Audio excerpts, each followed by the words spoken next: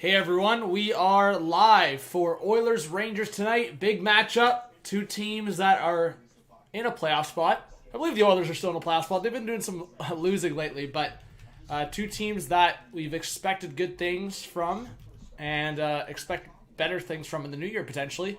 The Rangers, for some people, they've been overperforming. For some people, this is what they've expected. For the Oilers, they were doing exactly what people expected until the last, I'd say, 15 games-ish. So, yeah, right now they are in, if the playoffs started today, the Oilers would be in a wild card spot. So things have changed in the last couple of weeks for the Edmonton Oilers. So they need a big win. They're on the road tonight in New York. We'll see if the Rangers can take control or if the Oilers can turn things around. What's up, Logan? Ottawa Senators. Will, what's up, guys? Hopefully you stick around. Let's get a lot of people in here. Blair, thank you for being here. Nick, Bacon, let's go. Yes, the only game tonight, but a good game. I'm excited for this matchup. Yeah, Trent, man, appreciate it. Thank you for being a subscriber. Hope you got those noties on. Good to see you in the chat. We'll see. But Vancouver, what's up? We got already 20 in the chat. Hopefully we get some more people up in here. All right.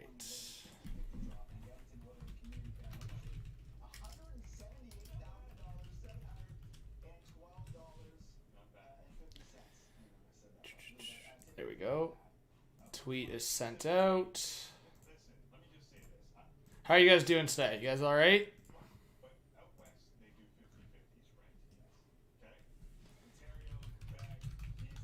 All right, let's go.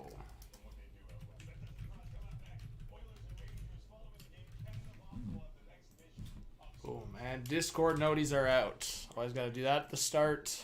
Legendary. All right.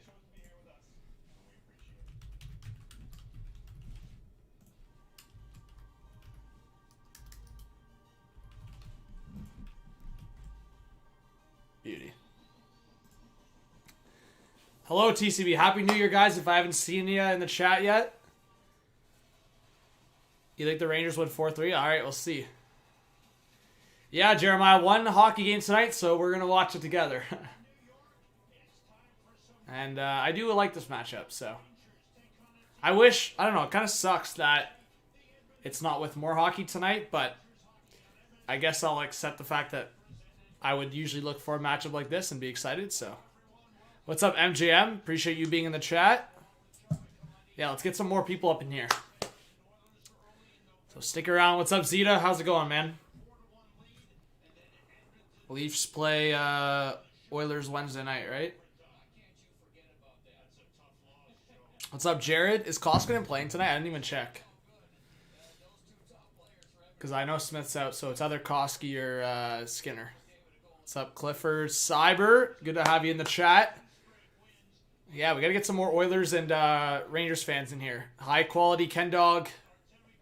I'm all right, man. Thanks for being here. Tommy, what's up? Good to have you in here. Any predictions yet? No, let's get 50 people in here. 50 likes, and then we'll do predictions. I'm going to charge my phone. Oh, my charger's back here. Coffee time? There you go. Yeah, I'm going to have a little bit of coffee. Or else I might not be as hyped. You need a big night from Bouchard? I need a big night from... who do I need a big night from? I'd say, well, always a big night from Draisaitl, hopefully. There you go, phone's charging. Yeah, I mean, obviously on paper, this should be an even game, but based on recent events, based on recent kind of trend, this should be all New York Rangers at home. Oilers have been struggling lately. Rangers have been really good. But I could also look at it on the flip side. I could look at it as, you know what, the Oilers on paper at least have played weaker competition, which could point towards them playing down to their competition.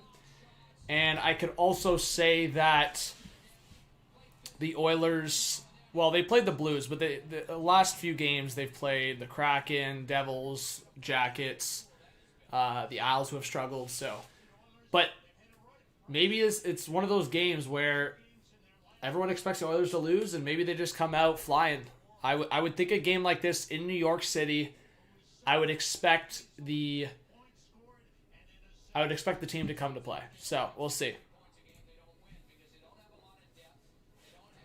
There you go, Jeremiah. Unreal.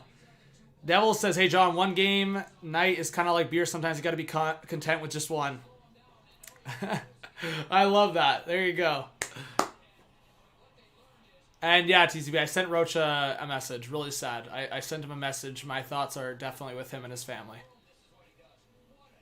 Hedman Prime or Letang Prime? I'm taking Hedman Prime. Zarbin says, HH, have a busy day with emergency and need to finish dealing with it. Okay, Zarbin, yeah. Personal stuff comes first for sure. Hopefully everything's all right. But yeah, guys, let's try to get 50 people in here. Everyone stick around in the chat. Chill if you want, and we can watch. And yeah, please hit that like button if you haven't yet.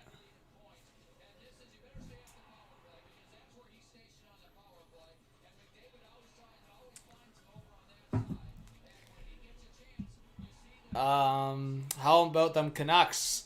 Yeah, I mean, Clifford, I wouldn't say it's like insanely surprising. But to this level for sure. Like, personally, I thought the Canucks were going to turn it around and start winning, and I even said I could still see them making the playoffs, but I didn't think they would come out like this. So yeah, I didn't even see that. I did see that Matthews was in protocol for precautionary reasons or whatever, but no symptoms for Matthews, but he tested positive in rapid tests this morning, waiting on PCR results.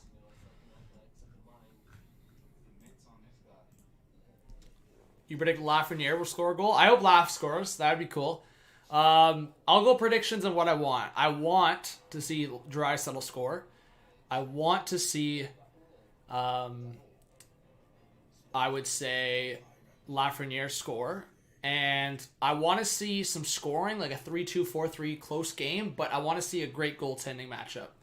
And I don't know if we're going to get that tonight. So that's what I want to see. What I think is going to happen is I do think that the Rangers are going to look like, for maybe majority of the game, the better team. But I do think that the Oilers are going to come out flying, or at least they should. So I think this is going to be a closer game than some people expect based on how the Oilers have played lately. I'm going to go... Well, I was supposed to wait till 50 people, but we got 38 people in here. Hopefully we get more people in here. I will go with a prediction of, even though a bunch more people will join and ask me, 4-3 Oilers in overtime. I'll go 4-3 Oilers in overtime. Trust Justin, what's going on? I think you're a Rangers fan. Welcome. I don't know how long you've been a subscriber, but thanks for being here. Oilers are having it tough these days. Yeah. But like I said, guys, I'm trying to see it on the other side of things. I'm just thinking McDavid, Dry, the big boys, playing against a Rangers team that's been really good this year. Like I said, I think there's been games this year where the Oilers maybe play down to the competition in some circumstances. So I'm going to say that I could see a scenario here where the Oilers just come in hot. They've lost their last 3 games, specifically 2 in overtime. So I think this game is going to be very close. This is what I'll say. If the Oilers lose this game, I think it's going to be really close. So it's either going to be a scenario where the game's really close, Oilers lose, or I think Oilers win. I will say this, though, on top of already with what people talked about. Say the Oilers lose tonight by, like, not 1 goal. Like, they lose, like, a statement loss. Like a bad loss, and then they end up going to Toronto and losing on Wednesday. I could see Tippett getting the boot. Like, I know that's really reactionary, but if you lose 5 straight games after them losing 9 of their last 11, and like 3 of those losses were against, like, what, the Devils, Isles, and well, they play the Sens on Monday, so we'll see what happens there. But I think the time to bring in a new coach, if you were to fire Tippett, would be after that Leaf game, because they have a break all the way until Monday. They have a 5-day gap there. So if there was a time where if the Oilers lose these next 2 games, I think you give Tippett the boot and you actually give yourself a chance to win against Ottawa, win against Chicago. Yes, you play at home against the Panthers, which is tough, but then you play home games for how many games in a row? 1, 2, 3, 4, 5. Well, there's a Vancouver game in there. So basically you play 5 games in Western Canada, 4 of those being at home.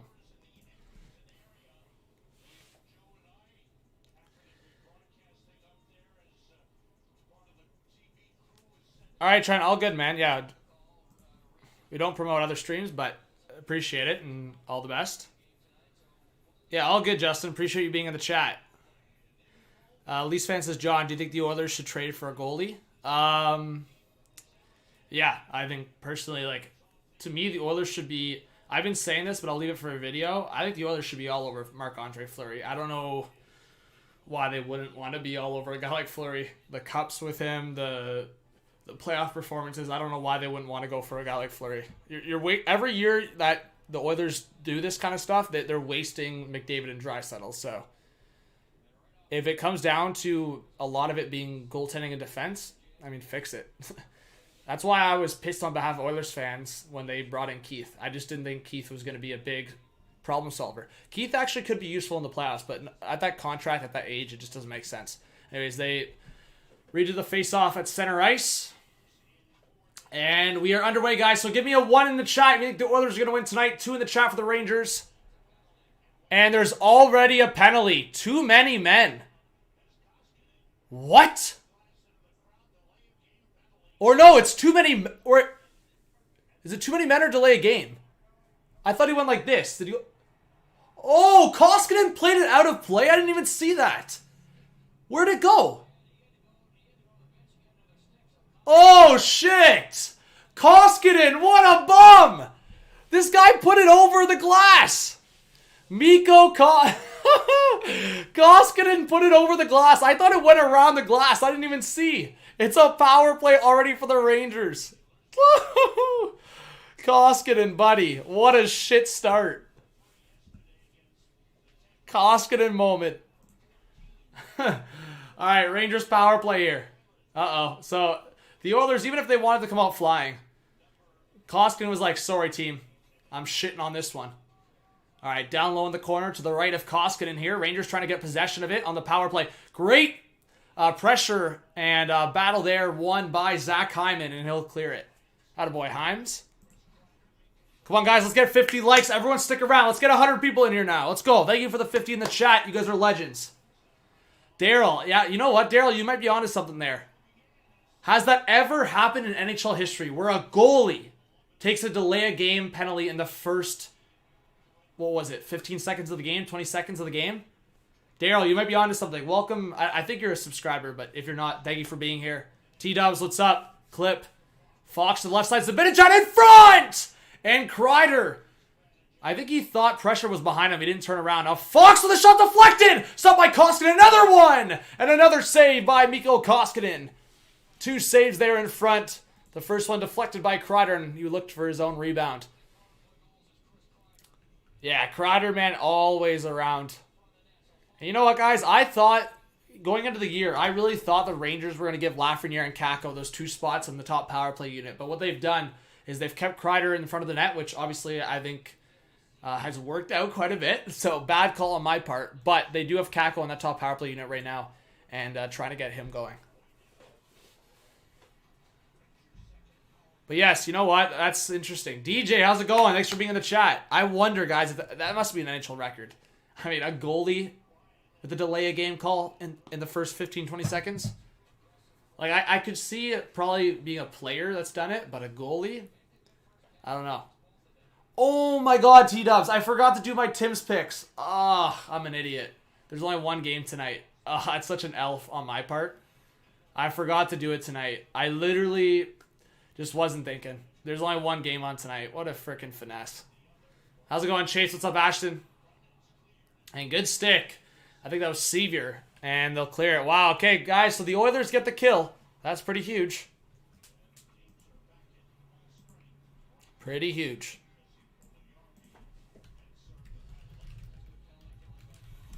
All right.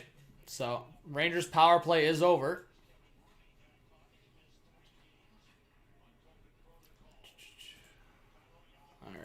Here come the Oilers up the right side and swing it around. Draisaitl missed it. Kept into the point there by Duncan Keith. Draisaitl under the left circle, going around in front. And Warren Fogle was tied up. Now Draisaitl with the shot. Big block by Adam Fox. Now Draisaitl at the top of the right circle. Going down low. Great stick there by Greg McKegg. And the Rangers will break it out. Deflected there off Ryan Reeves' stick. Keith now, he'll stop behind the net. And the Oilers to get a reset. 17 left in the first. Up the left side, Warren Fogle. He'll flick it up onto the right side for Draisaitl, and he'll send it in. Yamamoto going on the forecheck, pressuring Trouba, and now picked up here by Keandre Miller. Miller now will backhand it up high onto the left side. Hunt going after it. Bouncing puck! And I believe that was Gauthier trying to go after it. Now back at the point, deflected. Picked up by Philip Hedl. Hedl now pressured by McLeod. Bouncing puck again, now into the corner, it's Hunt. To the left of Koskinen, Barry's trying to tie him up. Now to the right, to the left of Koskinen, it's Hedl again. He wins the battle. Gauthier down low for Hunt. Hunt on the short side! And that may have hit the side of the net, or Koskinen got a piece of it. Now Gauthier again, waiting on the reverse down low. No Rangers teammate below the net, and Slater Cuckoo will try to get it out. And doesn't. The Rangers keep it in. A long one up in the air. Rangers still keep it alive. I don't know how that stayed in. Chase, I'm watching on Sportsnet. It's through the MSG, broadcast. Sorry, Yoda. Hopefully the commentary is helping you a little bit. Oh, Kreider with a shot. Left shoulder save there by Koskinen. And here come the Oilers the other way. It's Turris. He's looking to Bouchard there, and he got it a little bit ahead of him. And here's the guy. Connor McDavid. Through the middle, out to the left side, a one-timer! Big save by... Wait, I think it's just Shesterkin in that, right? But it was a big save there, off a shot there from Puljujarvi. I haven't even tracked who was in net, but I believe it's Shesterkin. I didn't want to say Shesterkin and it'd be Georgiev.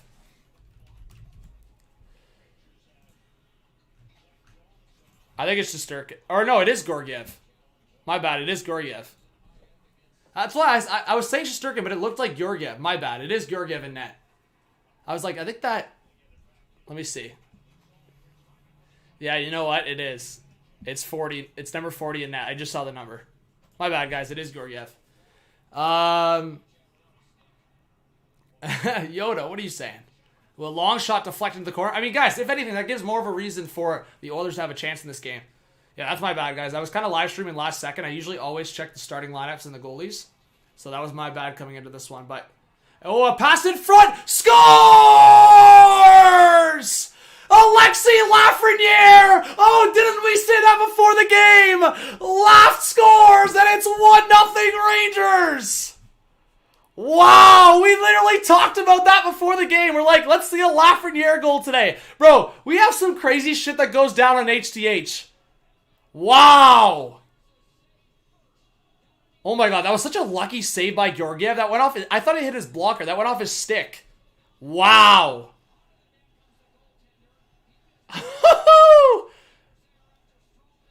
Great. I mean, Koskinen in another blunder. Strome steals it, and Lafreniere comes in hot. And it's a 1-0 lead. Wow. Guys, we're crazy with that shit on the channel, eh? We literally, before the game, go, oh, I think, let's see a Lafreniere goal today. First goal, Lafreniere. Wait, where's my Rangers goal horn? I just had it here. Well, that's... Anyways, I'll find it and I'll play it in a sec, but... I know it's chilling here somewhere. Too many goal horns. Either way. 1-0 Rangers.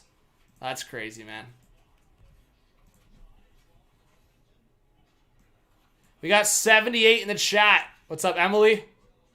What a bad giveaway there. Koskinen, this guy never fails to amaze me with his disappointing performances. What's up, Ray Bro? Leafs fan.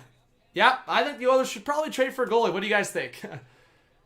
I mean, guys, I don't know what to say.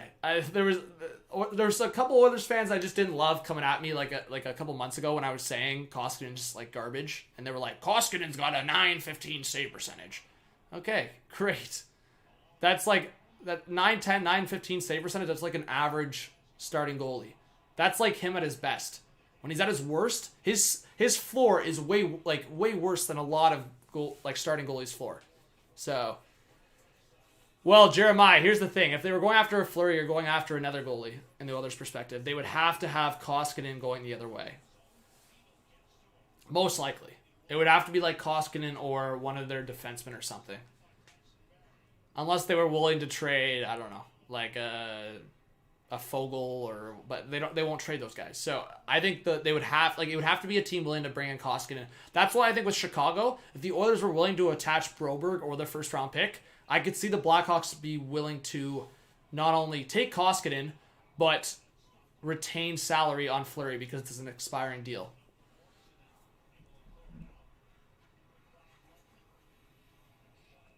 But unfortunately for the Oilers, like other teams, a bad GM left some mess behind, and one of those GMs is the Oilers' former GM, Chiarelli. So that guy left a little bit of a mess behind when he left, and some of it's been fixed. I mean, that's why I don't give Ken Holland too much shit, because in my opinion, there's been some moves here where I think are just super suspect, but I do think, and again, you guys can disagree with me all you want, I think the Oilers, in comparison to, let's say, like 2018, I think they are in a better position. But I still think they didn't make the right moves in the offseason. Like, I think Ken Holland had the opportunity to do a lot more or a lot better. Like, the cap space that ended up being used by Duncan Keith, Cody Ceci, and Tyson Barrie, like those three guys alone, that's close to, 14, 15 million of cap space. They could have not only went after a goalie, tried to attach a draft pick to Koskinen, trade him away. They could have went after a stud defenseman. Like right now, we could be having a serious conversation about the Oilers going after a Jacob Chychrun. And I think the Oilers could still look at a Jacob Chychrun. But what I am saying is, if they had that cap space or had that versatility, we could be having a real conversation about the Oilers going after a Marc-Andre Fleury and going after a Jacob Chychrun.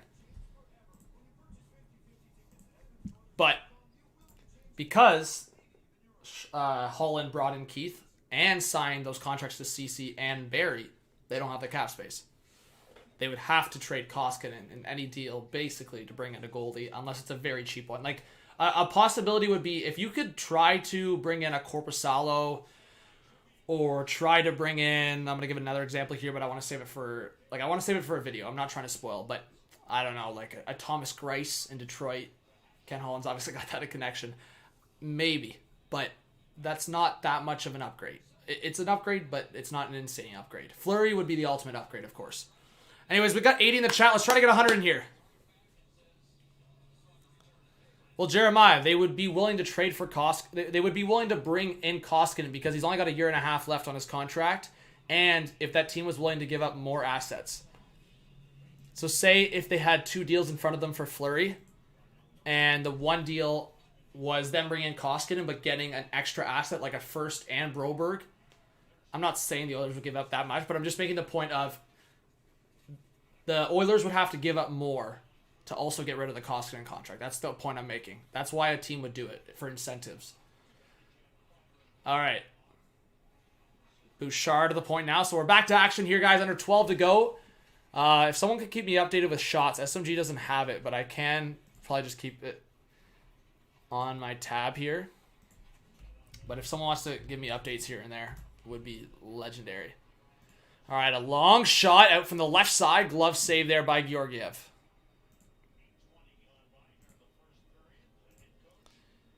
Lisa, how's it going? I'm watching through Sportsnet. He does, JP? I thought it was next year too. Maybe I'm wrong. Okay, well, if I'm wrong, I'm wrong.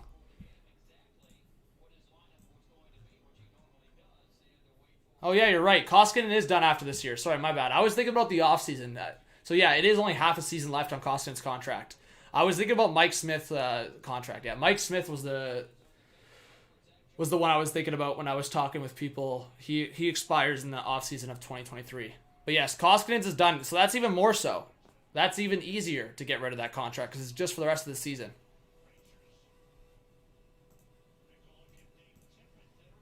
My clock is way too fast. Oh, it is. Thank you. Thank you. No, I appreciate you letting me know. I can fix it right now. 11:29. Shot 6-2 for the Rangers. Thank you, TCB. And yeah, guys, as you're pulling up in the chat, let us know how you're doing tonight.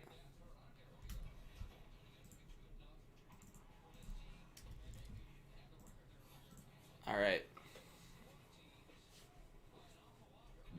It's a bit of Jad for the hat trick. We'll see, Mac. Yeah, I hope you guys stick around and watch the game together.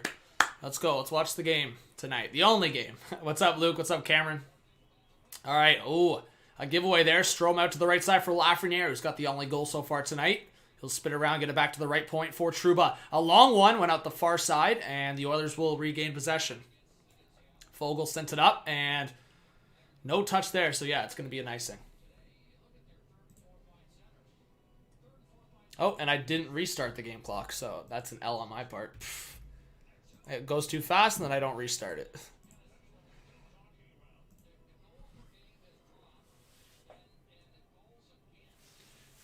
No way, Jeremiah. Draisaitl's on a steal of a deal. I mean, I always appreciate hot takes, but I think that one's a little too crazy because Draisaitl's on a really good deal. For a superstar at his magnitude, he's only making like 8.5, right? So, I don't think you can afford to do something like that. Again, that's why I think they made a mistake. They signed all those guys.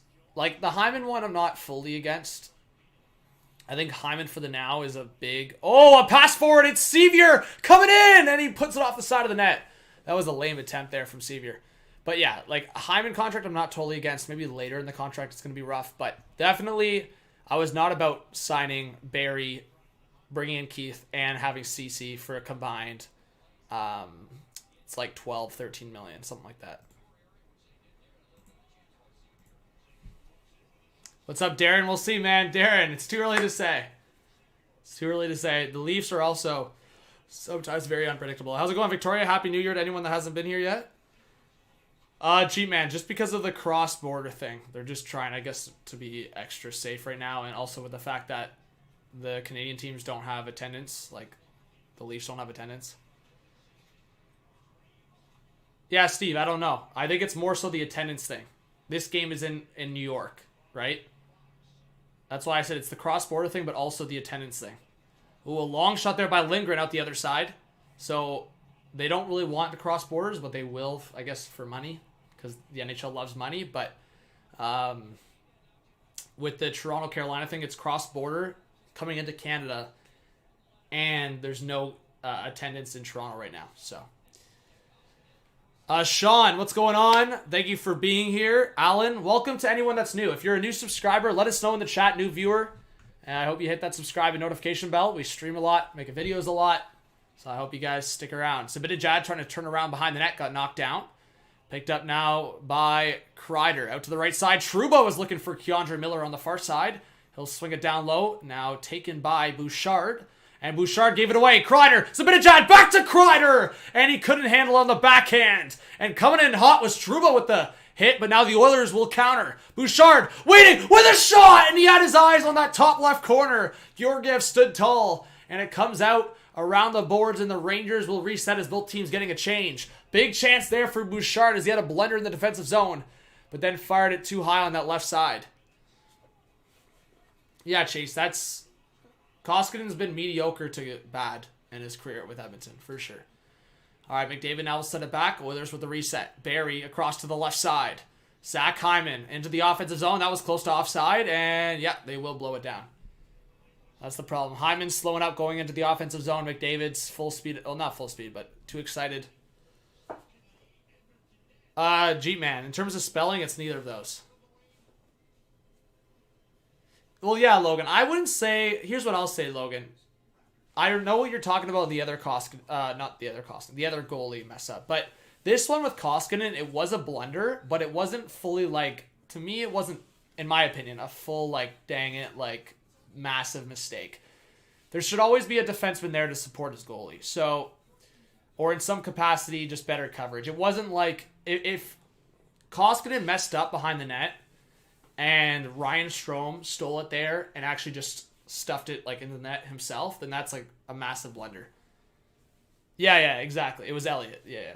So I just think that one was more of like Ryan Strome actually made the play. Yeah, G-Man. So I would say from what I hear, most people say Zibanejad. But I've heard like kind of variations of that, like Zibanejad. I think the Rangers announcer says Zibanejad. So I think either or. I think for me, I find myself saying both. But I think a lot of, I think I've heard both. Like, I think the Rangers announcer, if I just went by that, I think he says Zibanejad.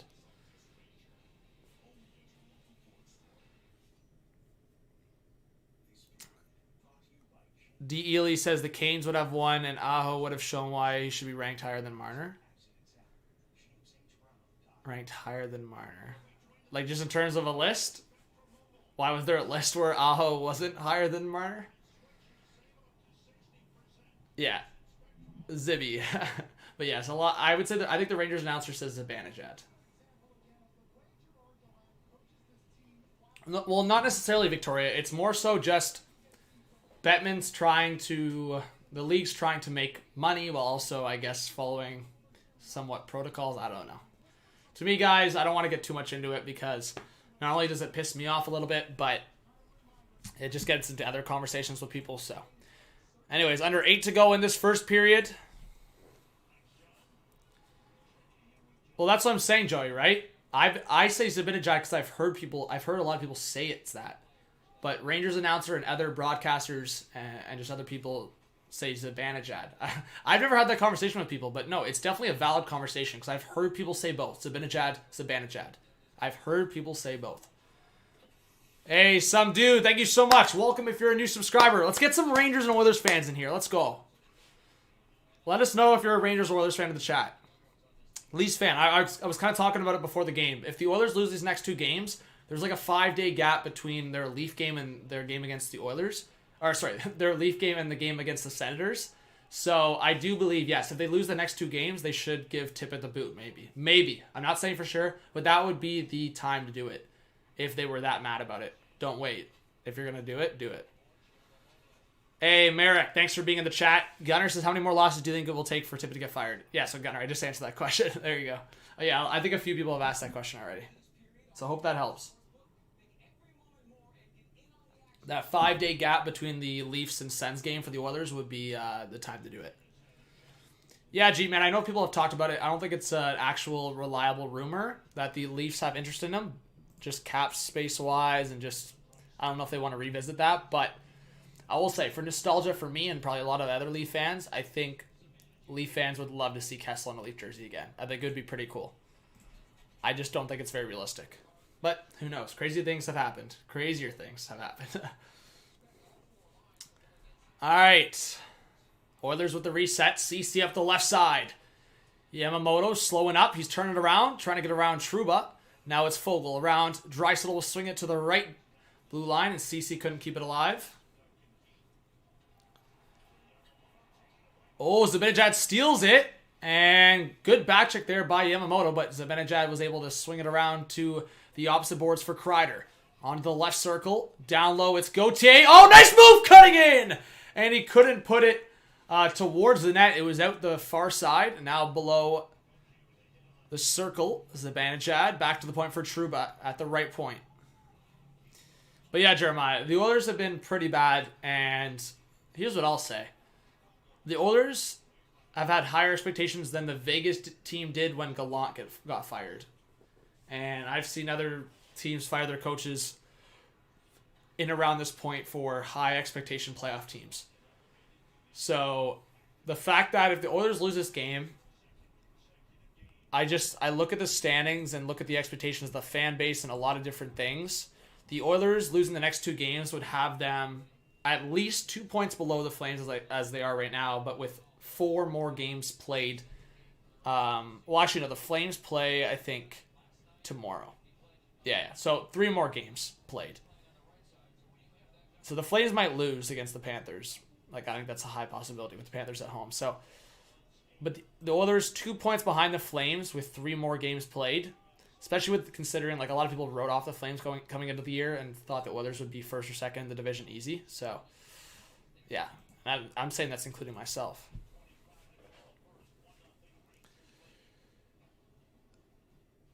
Do I think the Oilers will miss the playoffs this year? No. Nope. No. And you know what? If anything, guys, a lot of people... Well, here's the thing. On this channel, there's some people that think I dislike the Oilers for some reason. I actually don't mind this scenario for the Oilers right now because I think towards the end, it will give us better hockey. And here's the thing, guys. I always say this. If there's a time to go through a little bit of like a downfall or like a little bit of a bad stretch of hockey, it's now. I know that's not what people want to hear, but this is the better time to go through a bad stretch of hockey. If you go through a bad stretch of hockey at the start of the year, that could be really costly because if you go through too much of a bad stretch, you might not be able to catch up. Looking at teams like the Islanders, Rangers, Flyers. Luckily for the Canucks, or what did I say? Did I say Rangers? Sorry, Islanders, Flyers, Canucks. Luckily for the Canucks, they changed their coach and they've been on a roll here. My point is, if you go through that bad stretch in the middle of the season when you've already been great, at least you have time not only for the rest of the season to change things, you also have the opportunity in the second half of the season to go hot into the playoffs. So if the Oilers are going through a bad stretch right now, they're just too good and they have too many good players. They have their top guns. McDavid dry. It's just not going to stay like this. So if they can be top notch in February, March, April, more so March and April, they're going to go hot right into the playoffs. Some dude, Shesterkin. But Bad Dog with a $5 dono. Hey, guys, I always really appreciate the donations. Thank you so much. Dark Magic, yes. Bad Dog says, let's go Rangers and Happy New Year, brother. Here's to a great 2022. I've been coming in the streams, just haven't been commenting. Thank you so much, Bad Dog. That means a lot. I don't know if there's a basketball or Lakers game tonight or what's up, but hopefully you're able to watch your Rangers tonight. It should be a good game. Richard says, what's up, John? Not going to be able to stick around. Dropping a like, though. Thank you, Richard. I always appreciate people hitting that like button. Let's go. Let's try to get at least 100 likes before the end of the first period. Buffalo Sports Center says, daily reminder that Sabres employ Eakin and Hayden. I think the Sabres are going to trade Eakin. I think some team is going to bring in Eakin, retain 50%, bring in Eakin as a fourth-line center. I could see it. John Hayden, I don't think he's as bad as you point out. I think he's an all-right depth forward. He's not great, but that's why he's a depth forward. He's exactly what I think you expect from him. What's up, Ice Warrior? Hey, John, how's it going? I'm good, man. How are you? I'm all right. I'm solid. All right. A long shot there, stopped by Koskinen. How's it going, Brian? Yeah, I don't know who's going to give him that return. I don't know if has he been playing well this year? I know the Sens gave him a boot. All right, Lafreniere playing into the middle. Now a pass forward to the right side. Here come the Rangers through the neutral zone. A drop pass. Lafreniere. Got that pass from Strome. Now looking to the point that went off McDavid's skate. And now on the left, Lindgren around the net. Lafreniere there to pick it up in the corner. Back to the point on the right side. Fox keeps it in. Down behind the net. And Barclay Goodrow trying to pick it up. Strome now going after it again. Gets hit there and knocked down by Darnell Nurse. Rangers still with it. Goodrow to the right side for Strome, who just got back up in front! And that was up in the air. I think that went off Koskinen. Lafreniere was driving towards the net.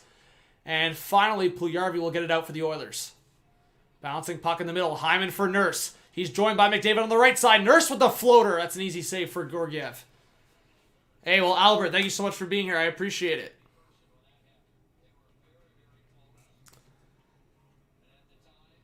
Buffalo Sports, and honestly, I'm a little bit of a casual Man United fan. I obviously gonna support Ron, but I wasn't even that mad that the Wolves won today, man. João Moutinho, let's go. Because Wolves got a bunch of Portuguese guys on their team, so if there's one team that I'm alright beating Man U, it's Wolves. I actually rate Wolves. Yo, João Moutinho's goal today was so hype. I did Rachel, but it was off of a rapid test. We'll see what happens with everything. I don't know.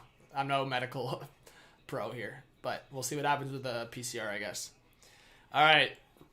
Rangers getting the reset. Under 3 to go in this first period. Shots are 8-4 now for the Rangers. And a 1-0 lead. All right, kept into the point there by Duncan Keith. McLeod trying to get it down low behind the net.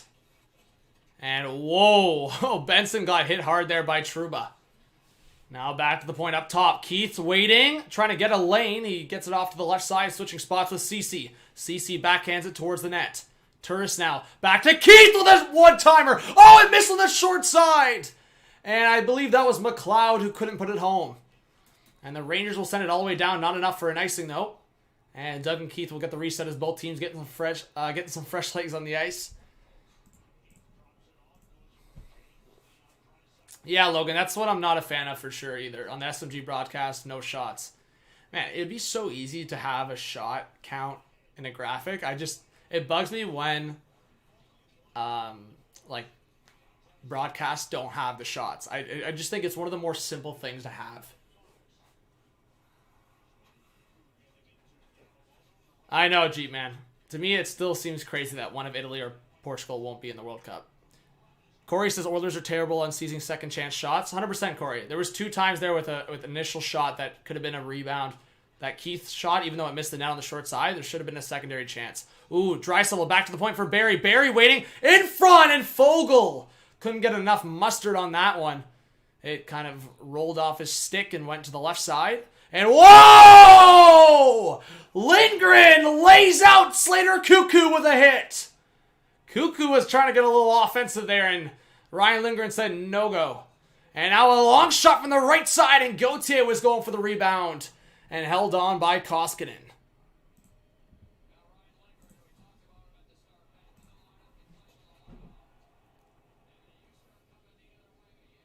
I know, Zeta, it's crazy.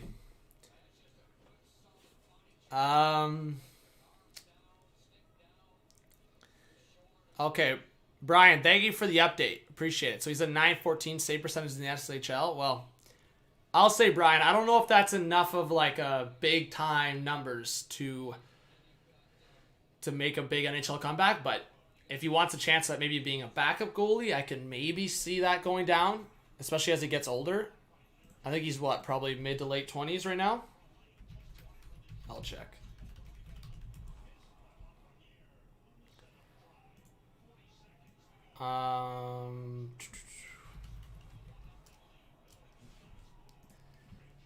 He is 27. Yeah, I was right.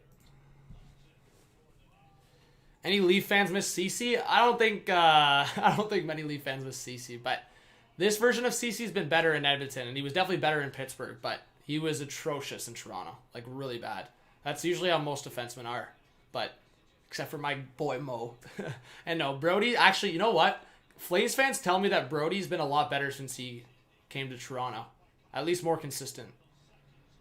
All right, and puck through the neutral zone here. 3, 2, 1. And that's going to be it for the first, guys. Yeah, Lafreniere should have shot that. Play got broken up.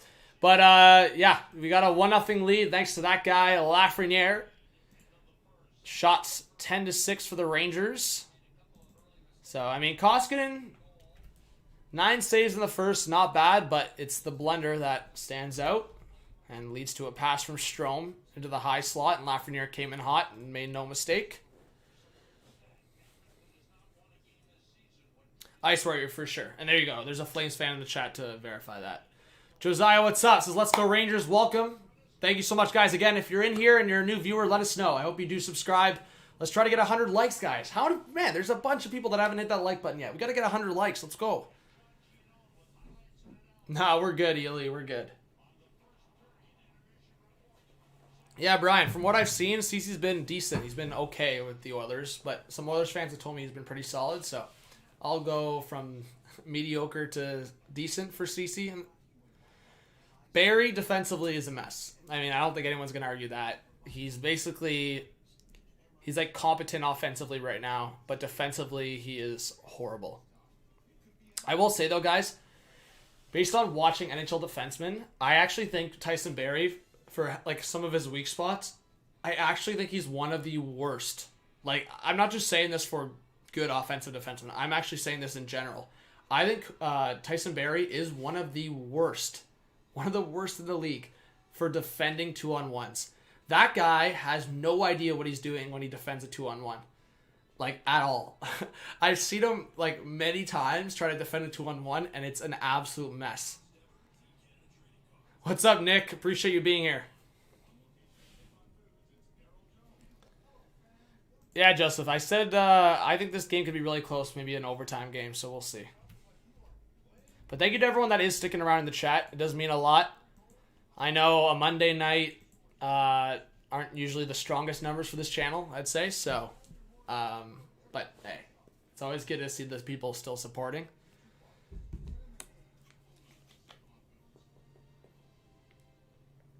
Yeah, Brian, if you watched my Canucks video from a few weeks back, I don't think the Canucks will do it anymore because he's played well and the Canucks are actually making their way, but I actually said the Penguins should go after a guy like Halak. But with Halak and the Canucks doing better, I think that there's other backup goalies Pittsburgh should go after. I think DeSmith, is wildly inconsistent, so they could go after backup. Maybe I'll make a video on this, but if I could give one example, it could be like a Grice. They could go after, or I'll give two examples, like a Grice or like,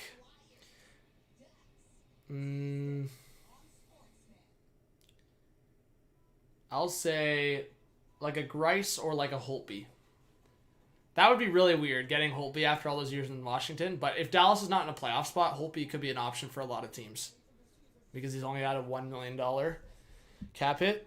So that actually, that one is one to watch out for. If Dallas is not in a playoff spot, look out for Holtby being traded before the deadline.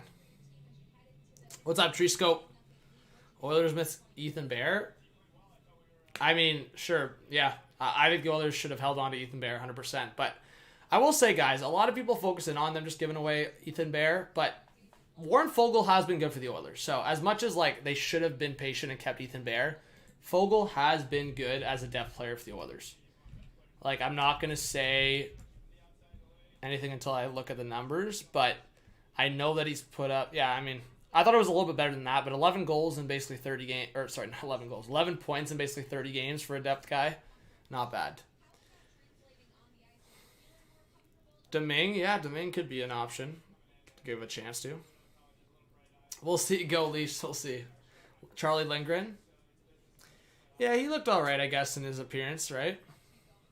Because I guess he might want an opportunity with, when Binnington and Husso are healthy, they're the 1-2. Barry should be a winger. What's up, J-Dub? Good to see you in the chat.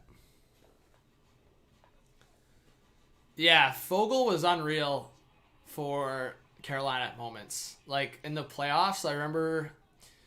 Which year was it? If you can remind me. Fogle went off in one of the playoffs. What year was it again? I think it was like 2019, I want to say. I'm going to check. Yeah, it was 2019. I could not believe that. Warren Fogle in the 2019 playoffs had 9 points in 15 games. For a guy, like, in his role, that's so funny, man. 9 points in 15 playoff games. Like, if Fogle could do that for the Oilers, that would be unreal. Yeah, that was the year that the Hurricanes beat the Caps in 7 and then lost to the Bruins, right? I think. Wait, what year? No, I'm being dumb right now.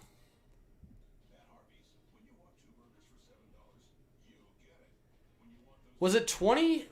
Wait. Or was it the Islanders? No.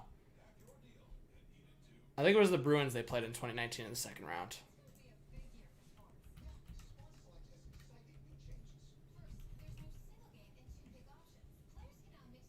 I could also be just being dumb. Didn't they play the Islanders, or am I being dumb right now? In one of the playoff years.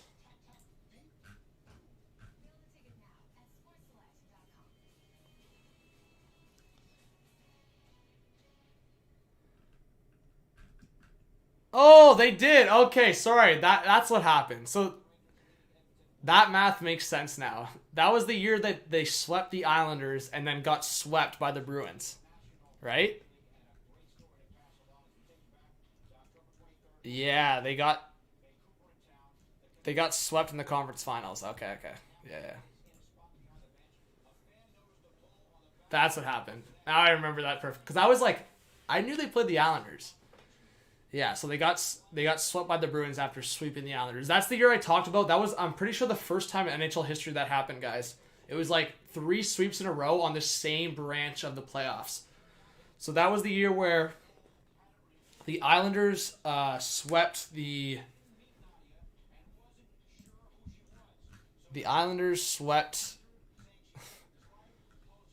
Who was it again? They swept the Penguins. Yes, the Islanders swept the Penguins. Then the Hurricanes swept the Islanders. Then the Bruins swept the Hurricanes. Yeah.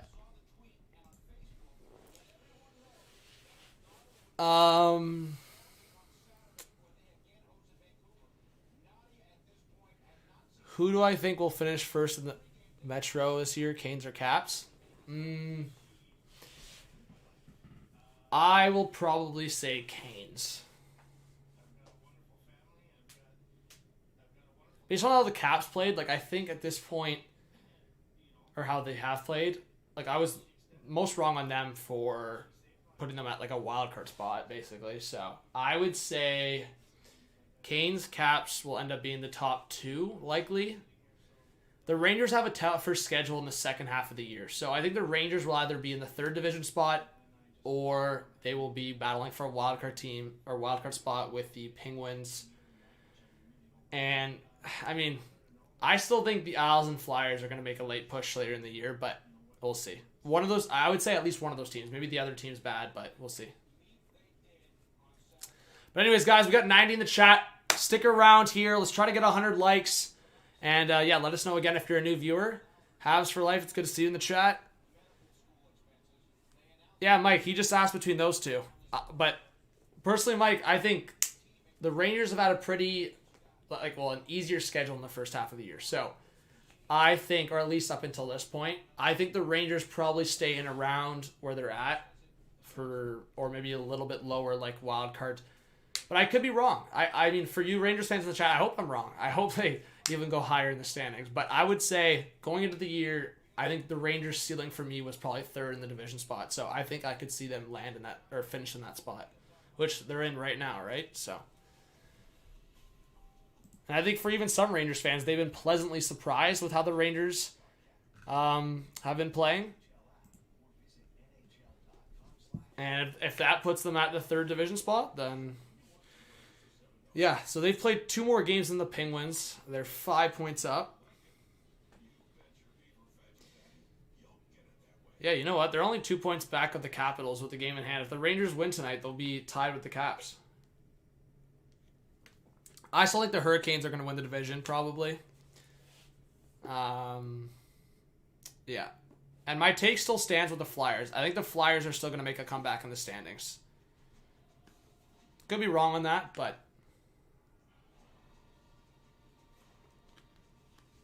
I think Flyers and Islanders, it just depends. I could see the Owls, like usual, just sneaking into the wild card spot and just causing havoc for whatever team in the first round, but we'll see.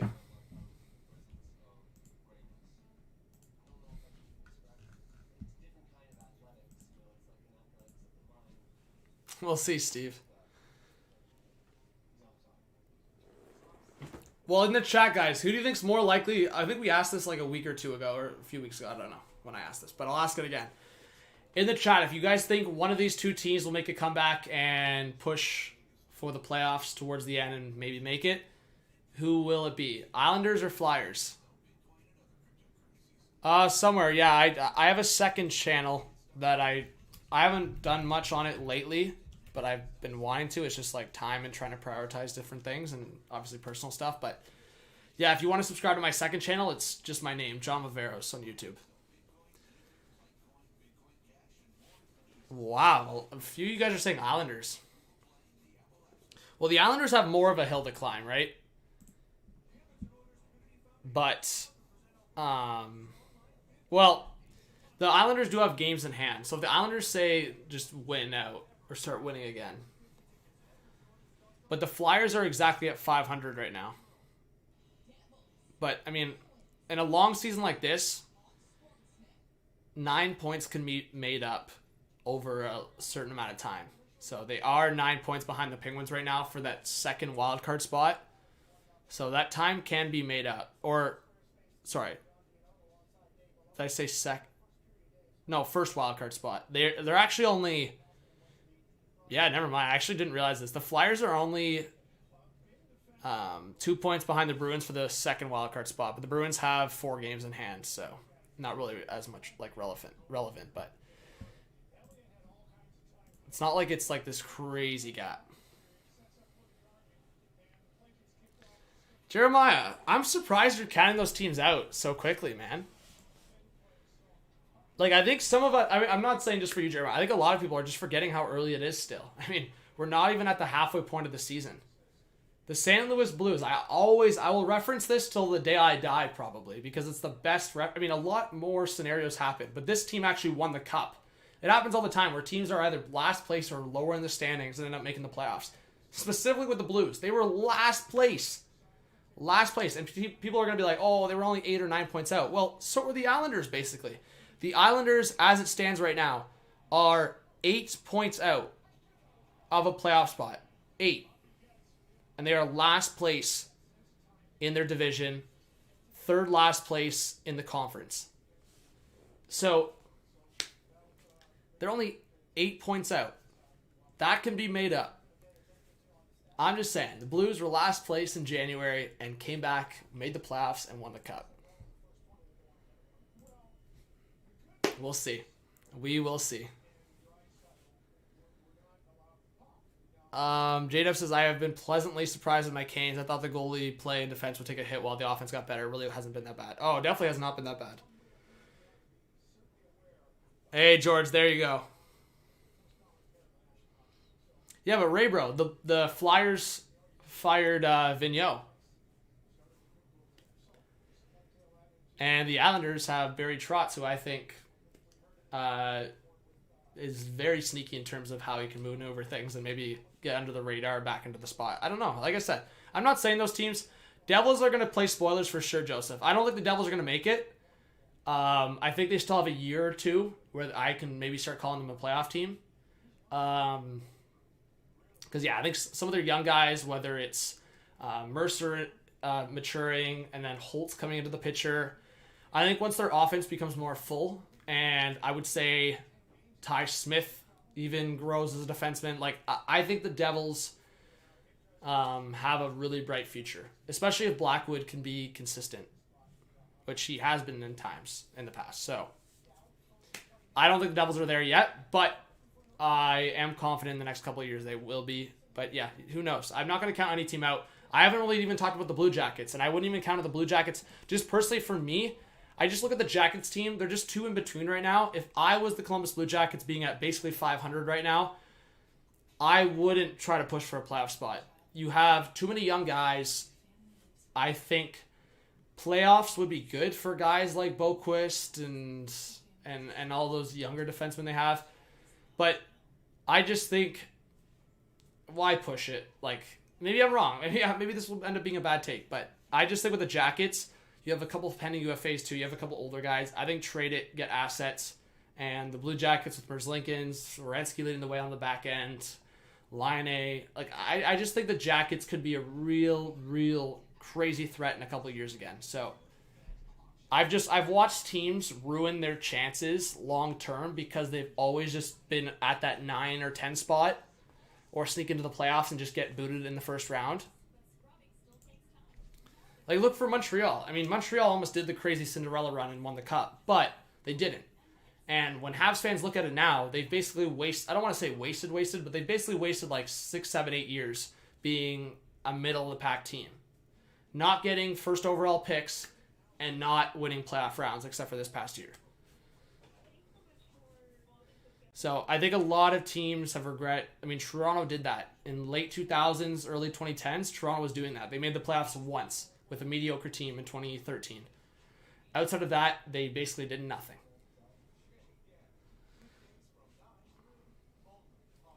Yeah, Raymond, it is going to the second period. I'll change that. Again, guys, let us know. Welcome if you're new. Thanks for being here. We need 9 more likes to 100. Let's get 100 likes before the second period starts. All right. Wow, yo, that's a hot take. I could say something like that, Richard. Yep. I think 2 teams that will be in on Tarasenko again will be the Devil. Well, actually 3. Devils, Flyers, Islanders. I think could be 3 teams going after a Tarasenko. I mean, I'll even throw the Rangers in there, but I think the Rangers need to figure out the center situation because if they lose Strome, they'll need a center. But we'll see if Strome stays. What's up, official? I said if the Oilers lose the next couple of games, it could be possible. All right, Richard. Sounds good, man. Hopefully all is well for you, and keep in touch. Hopefully I'll see you around. Hey, 5 more likes to 100. Let's go. We're coming back for the second period. Let's get the 5 more likes. And get your predictions in the chat. Who do you think is going to score the next goal? Yeah, Justin. I think the goaltending defense, probably. Yeah, like to me, it's too early. I would say the only 3 teams that I'm certain, unless some kind of crazy miracle happens, is Canadiens, Senators, Sabres to miss. Like, I think the Sabres kind of went through their nice run towards the start of the year, which is what they usually do. The Sens, I just don't think they have it yet. I don't think they have a consistent goalie there. And the Habs, they've dug themselves a crazy hole that it's just not realistic. So any other team I think still has a chance to do something. Holy shit, the Oilers are 0-11-2 when trailing after the first period. What? That's insane. Yo! Tyler with the 14 says, who do you think is winning the cup this year? Thank you so much, Tyler, for the $14 dono. Yeah, I've been posting videos on predictions and stuff. I will say I think we might see a Western Conference team win. And right now, if I can make a call, I would say my 3 leading my 3 leading Western Conference teams right now would probably be Colorado, Vegas, and I think I'm liking how St. Louis is trending right now, how they've been doing. So I'll give you that answer. But if I could say a team right now that I think is really scary is Vegas. If they can have Stone, Pacioretty, and Eichel all healthy during the playoffs, Vegas is going to be insanely scary in the playoffs. If Leonard can stay healthy, like that team is going to be so stupid stacked. It's insane. So we'll see what happens.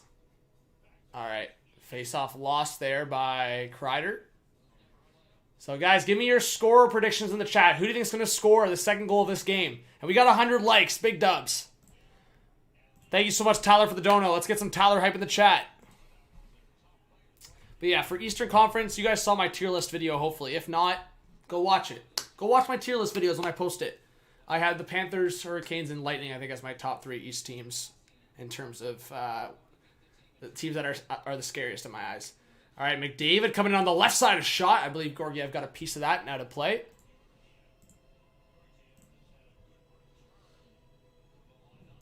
Really, TCB? I like the hot take. Yeah, I think the Oilers will tie it up. And I'll go Zach Hyman with a goal. What's up, Noah? All right, let's go. We almost got 100 in the chat. Everyone stick around. I want to see 100 people in here at once. All right, Oilers cycling. A long shot deflected, and that hit up. Oh, it hit Lindgren in the face, I think. Hopefully he's all right. Ryan Lindgren is leaning down. I think it might have hit him in the mouth.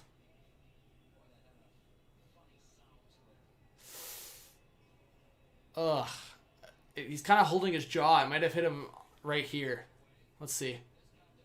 It deflected up right into his... Let's see. Yeah, it hit him right on this side of the face. Somewhere around there.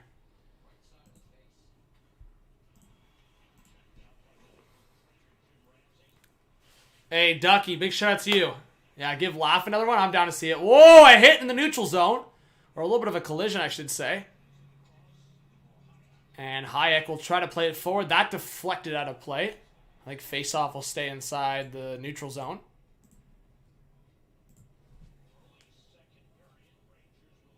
Okay, Ely, gotcha. Yeah, if you want to just pause the stream for 5 seconds, sync it up, that could work.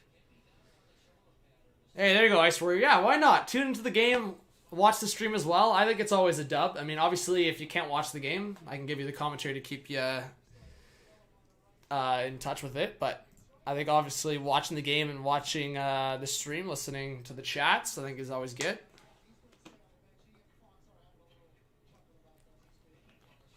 Yeah, it looks like Lindgren will be all right. All right, and Rangers clear it all the way back. Icing waved off. Now Nurse on the reverse. Uh-oh. Barry lost it. Classic. But McLeod came back to help. Man, Barry looks so uncomfortable in the defensive zone sometimes. Jeez. Oh, stolen here. A shot on the left side. Stopped by Koskinen. And now picked up on the half wall. Hedel back to the point. A long shot deflected. And Koskinen holds on between the pads.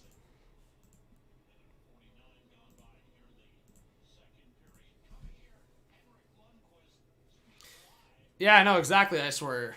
It is nice. I like just watching hockey games sometimes. Like, I was probably going to watch this game regardless, streaming or not, so like it's always solid to stream. And again, thank you so much for the donos, Bad Dog and Tyler. Appreciate you guys. And hey, donos or not, it's always good to have you guys in the chat. Being a subscriber always is nice. Don't got to pay a dime for that, but just to support means a lot. But yeah, if you have any takes or any questions in the chat, ask away. It's always good. And yeah, guys, I have a couple things coming for the channel in the new year. So just over these next couple weeks, look out for some announcements. Look out for some things I got coming. So, LA Sports, good to see you in the chat. Good to have you here. Hopefully you stick around. Johnny says Rangers are going to Rangers are kind of like Detroit this year. Might get in, could pull off a first round. I think they're better than Detroit. Like, I think the Rangers could be this year's Carolina of 2019. Like, we were just talking about it. Carolina in 2019 upset the Caps in the first round. I could see the Rangers being that team this year. Like, I think personally if the Rangers played either, I kind of talked about this, the Caps or the Penguins in the first round, I could see the Rangers being that team that beats them. But who knows? We'll see. Oh, McDavid steals it. Oh, McDavid! Oh!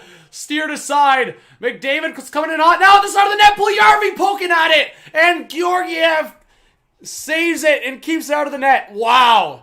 Two big saves there by Alexander Georgiev.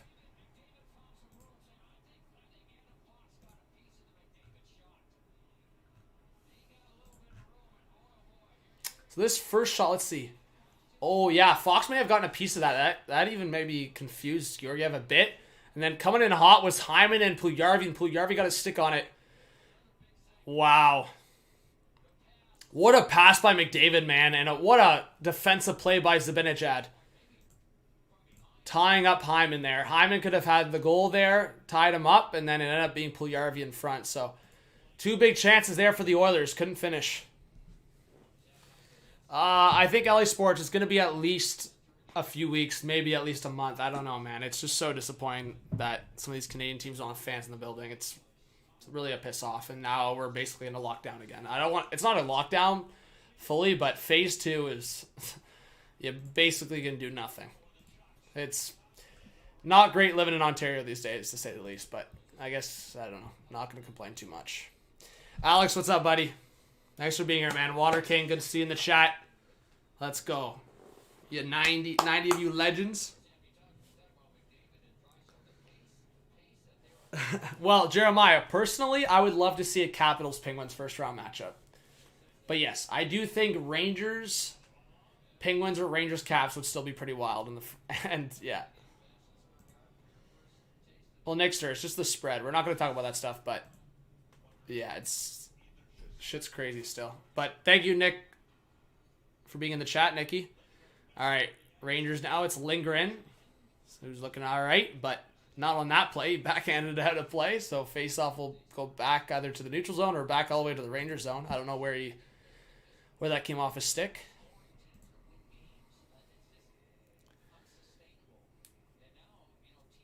Zan, I did not see that. That's wild. I did see in Quebec, which, again, this is just like, shit's going too far sometimes. Like, to not let kids play hockey outside, like, to me, again, I don't want to go into conversations like this, but it's just bullshit. They were, like, freaking locking up nets together. Like, putting bolts on these nets so, like, kids and people can play hockey outside. Like, are you freaking kidding me? Ooh, a pass across in the middle from Lafreniere, and scores! Barclay Goodrow! And that's the second point for Lafreniere tonight! And the Rangers are up 2-0! Wow, what a pass by Alexis Lafreniere, who's having himself a night! And it's the former Lightning, Barclay Goodrow. Oh, Oilers. Oilers, Oilers, Oilers. What a pass by Laff. Duncan Keith loses his guy. Oh my god.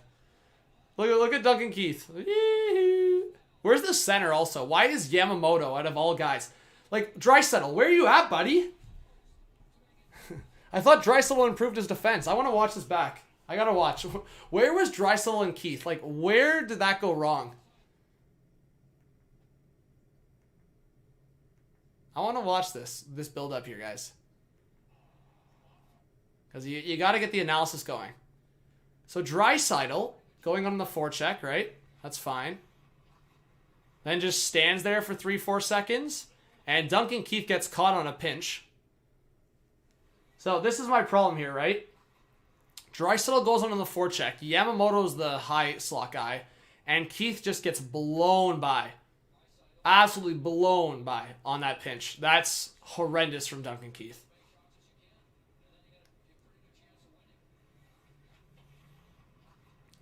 That's just horrible communication too. Fogle goes to play the puck and Duncan Keith is pinching. Like, that's really bad. That goes mostly on Duncan Keith. 100%.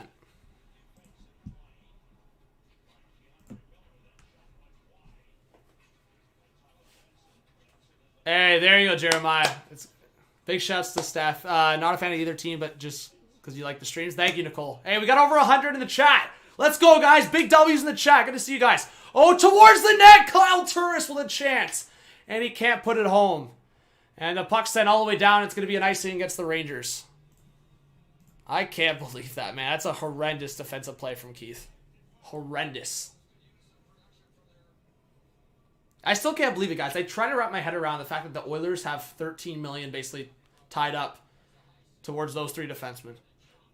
Yo, Jordan with the dono. Always appreciate the donations, guys. Thank you so much. With the 5. Big 5 from Jordan. Love you, man. Thank you so much. Says, thanks for streaming. I won't pick any fight tonight. Thank you so much, Jordan. Let's get some Jordan hype in the chat. Well, Logan, I watched the playback. That wasn't as much on Draisaitl. Draisaitl, Yamamoto got caught a little bit at the blue line. He got hit. So Draisaitl was basically forced into going on the forecheck. So that wasn't on Draisaitl. I was just more saying, where's the center? Because I really didn't see where Draisaitl got caught up. But Draisaitl got forced to go into the forecheck. So at that point, Yamamoto made the right play to back off. That was 100% on Duncan Keith. If Duncan Keith is back and not pinching, that's a 3-on-3 the other way. Not a 3-on-2 the way it was. That goal for me is 100% on. I mean, obviously you can try to hope that Koskinen makes the save, but that's 100% on Keith. Yeah, the ref getting hit with the high stick. I also did see that. Can you get a penalty for high sticking the ref? I don't believe so. I think that's up to the onus of the ref. Unless the player did it on purpose, that's up to the ref to get out of the way. All right, Barry with a long shot, and Georgiev holds on. Whoa, it's loose! Where did that puck go? Turris trying to put. Oh! It comes across the net! How did that puck not go in? Oh my! How did that not go in? The puck goes under Georgiev, and the puck was on its side. What just happened? That puck rolled out. I don't know how, guys. Physics is not like, bro, physics doesn't, and now an Oilers penalty coming up. Georgiev to the bench, Rangers extra attacker, and now it's Benson that touches up. Oh my god. Now all of that, and now the Rangers are going to the power play. This is a mess for the Oilers. That close to freaking Slater Cuckoo, man. How did this not go in? Oh, what? The puck completely rolled on its side and like rolled the opposite way. That was going towards the goal. That is so weird. The deflections on that, I thought Georgiev had it. Then it rolled on its side, rolled across the line, basically through the crease. I don't know how that puck did not go in for the Oilers, and now they've taken a penalty and Rangers to the power play. The Oilers did the thing, 100%. That went across the paint. Yes, Andrew. Oilers are in big trouble, man. Jeez, man. I was saying close game in this one. Now the Rangers have a chance to go up 3-0. Oh, my. Well, shots now are 16-10 for the Rangers. I mean, guys, I don't know where you guys are at, but I'm actually not blaming Koskinen at all for this game so far. Yes, he had a little bit of a blunder in the first period, but again, he gets no support from his defense. Like, I am by far a supporter of Koskinen. If anything, I freaking criticize the guy all the time. But what I will say is, watching a game like this right now and watching other games I've watched in the past with even Stuart Skinner in net and Mike Smith in net, like, the Oilers sometimes give their goalie no support.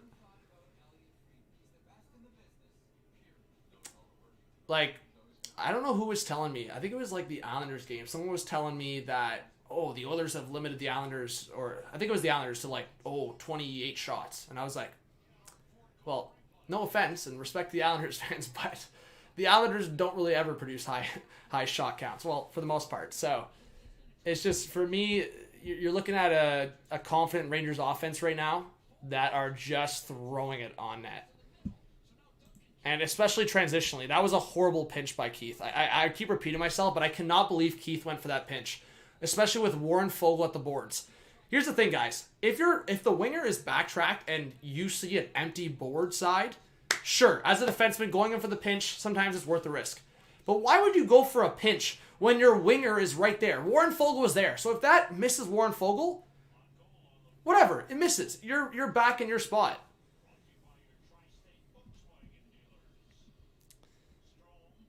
Exactly, Jeremiah, 100%. You put it out there really well.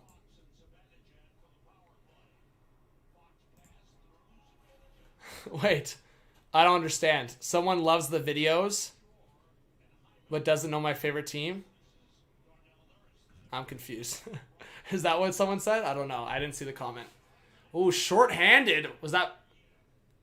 I think that was Darnell Nurse looking for a shorthanded chance. And now the Rangers turn it around the other way into the offensive zone. Into the middle, that was two ahead of Fox there. And the Oilers will not get it out. But there's going to be, I think, a penalty against the Rangers.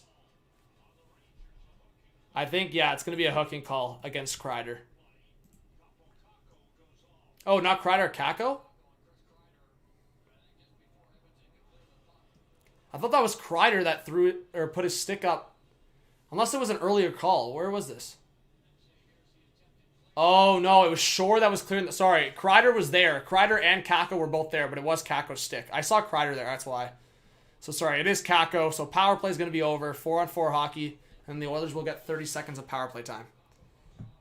Yeah, I mean, Joey, it's a little bit of a light call, but I think on the point of it was a clearing attempt, and he did the stick did hook up on him a little bit, so by definition it is a hook.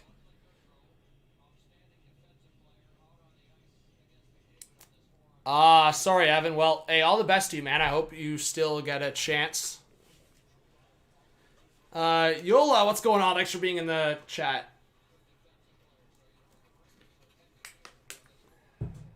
All right. Goudreau, forward to the left side, and big save by Koskinen off that shot there from Keandre Miller. Here come the Oilers back the other way. McDavid, a pass forward for Barry, a drop pass for Puljujarvi. Bad pass by Barry. Bad pass by Barry. I don't even know. I'm not even going to blame Puljujarvi. That was just a horrible play. I don't know what you said, Andrew. What's up, Victor? Oh, coming in Zibanejad. Did that go off the post? Oh, big chance there by Mika. I don't know. Did Koskinen make the stop there? Oh, fam. Well, thank you. Thank you for following along, and thank you for being a subscriber. Hopefully you got the notifications on. I gotta watch that back. So did that hit the post? I don't even know how that stayed out. Okay, yeah, Andrew, yeah. Obviously, you know he's a legend, but yeah, we don't promote other streams. Hey, what's up, Deception? All right, Fox coming in on the right side. A pass into the middle. A long shot and a stop there by Koskinen. He'll play it as the Oilers will get 30 seconds now of power play time. Oh! BOTO in the 50s says Happy New Year. No hockey tonight for me. Big Ben's final game at Heinz Field. Thank you so much, BOTO. BOTO! Let's get some BOTO hype in the chat. Draisaitl across to Hyman. Big chance for Hyman. Couldn't get the clean shot off. Let's get some BOTO hype. Thank you so much for the 20, for the 50, I mean. Thank you for the 50. Happy New Year to you as well, BOTO. Wow. Crazy dono from BOTO. Thank you so much, man. Oh, shit, Deception. Sorry, man. Hopefully you're feeling up. So that went off the crossbar, not the post, right? Oh, yeah. Towards the right, hit the crossbar and stayed out. What a chance there for Zibanejad. Hey, Titi, there you go. Well, hey, thanks for being a supporter. I don't know if you're a subscriber, but thanks for being here. Brennan, what's up? Yeah, what a shot there by Zibanejad. And that's going to be it for this short Oilers power play. Back to 5-on-5. McDavid out to the left side for Nurse. Nurse across to the right. It tipped up. And Draisaitl couldn't get there. 3-on-1 for the Rangers. Gino to the left. Kakko, too many passes. Kakko, shoot the puck. Oh my, I think Rangers fans are going to be freaking livid with that one. And now McDavid the other way, stopped by Georgiev. Kakko's got to make a move or shoot that, man. Go to the backhand, do something. That extra pass was just too much. That extra pass was too much. When Hedl fed it to him, he should have either went for the back pass again or just... You know what I saw there, guys? Obviously, it's easier said than done, but Kakko had Koskinen there. He could have just easily went to the backhand, and Koskinen ain't mobile to make that save at all. Oh, a bad steal here. Oh, it's Gauthier and a great save by Koskinen. Rebound, another save by Koskinen. Was that a Tyson Barrie giveaway? Tyson Barrie with a horrible giveaway. And the Rangers get 2 chances. Koskinen has to save the day. You know it's bad when Koskinen's got to save the day this much. Wow, I think that's now 20, or it's close to 20 shots there. What a bad giveaway by Barrie, right? Oh my god. Guys, Tyson Barrie and Duncan Keith, what a starter pack. Like, how are we living in a world where Cody Ceci is playing better hockey than Tyson Barrie and Duncan Keith? Guys, let me say that another time. Cody Ceci is playing better hockey than both Tyson Barrie and Duncan Keith. And to me, it's not even close. Like, Ceci's actually playing competent. Those two guys right now are just out of it. Like, 2 good saves for Koskinen, man. Oh my god. Those giveaways by Barrie, I don't even know what to say anymore. That's putrid. That's horrible. Like, what are you doing, man? You're in your defensive zone. You're the last man, and you're being sloppy with the puck like that. Slater Cuckoo coming in hot. Oh, looking for the deflection in front from Hyman, and now the Rangers will clear it. Under 9 to go in this second period. 2-0 Rangers. Goals from Lafreniere and Barclay Goudreau. Here come the Rangers back the other way. A shot there, missed on the short side and picked up here by Puljujarvi. Trying to play it into the middle, held up. And Hyman couldn't get there. Now the Rangers will be able to reset in the neutral zone. Both teams getting some fresh legs on the ice. The clock is not that far ahead, Andrew. It's only about 10 seconds ahead. We'll see, Ducky. Yeah, throw Barrie on the right wing. Warren Foegele trying to steal the puck. And McDavid now dumping it in. Foegele on the short side. Oh! Trouba almost lit him up with a massive hit. Foegele. Oh, that could have been a mess right there. Trouba was about to destroy Foegele. That could have been a big hit. What's up, Brandon? Yeah, Victor Fowles. I am on the MSG feed. Oh, a pass across! Oh, how did that not go in? A pass through the seam, cross ice. Wow. Big chance there for the legend, Greg McKegg. Oh, my God. And now a back pass from Draisaitl to Nurse the other side, and that's going to be missing the net. Oh, what a chance for Greggy. All right. The next goal, guys, I think might decide the game. If the Oilers score next, we got ourselves a hockey game. But if the Rangers go up 3-0, I don't know. I don't know if the Oilers are coming back from that. If they're down 3-0 going into the third period, I think that might be a GG's. Oilers' defense is insanely sloppy. Oh, yeah. That's an understatement, too. All right, Rangers getting the reset. Jones, Kako to the right, puck dumped in. Now to the opposite side, Barrie gets beat to the puck. What else is new? Now Kako to the opposite side. Kreider couldn't handle that. Kreider now gets it back from the defense. Back behind the net for Kako. Kako waiting behind the net now to the right side. Jones back to the point. A long shot stopped by Koskinen. And Kreider was tied up in front. And it's Devin Shore who's able to clear it for the Oilers. 6:35 left in the second period. Yeah, same Boto. Was really disappointed to see what happened with the World Juniors. All right, Barrie on the breakout. Onto the left side. And goes back into the Ranger zone. Icing waved off. Hayek now will get it forward to the right side. Deflected in. And now stopped behind the net by Koskinen. Keith now. Oh, almost lost the puck. Good pressure there by Hunt. And Turris now going for a hit in the neutral zone. Oilers trying to break out of the defensive zone. Oh, nice move by Cody Ceci. Now to the right side. Played forward. In front. Scores! What a pass! And what a goal by McLeod! And the Oilers make it a one-goal game! Oh! It's the Oilers' depth! Wow! What a breakout led by Ceci! What a breakout! Cody Ceci breaking out the puck better than any defenseman on the Oilers right now. What a breakout by Ceci. A pass to the right side by Turris. Forward to Tyler Benson. And across to McLeod for the goal. What a breakout by the Oilers. Hey, that's some shit. Hey, Nurse, Keith, Barrie. Look at your guy, Ceci. Look at that breakout. That's how you break out the puck right there.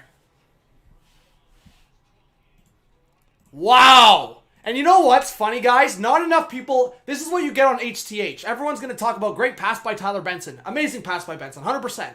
But not enough people are going to talk about Ceci on that breakout. You guys know, I love crapping on Ceci when he was in Toronto and all that. But that right there is what we haven't seen from the Oilers all night.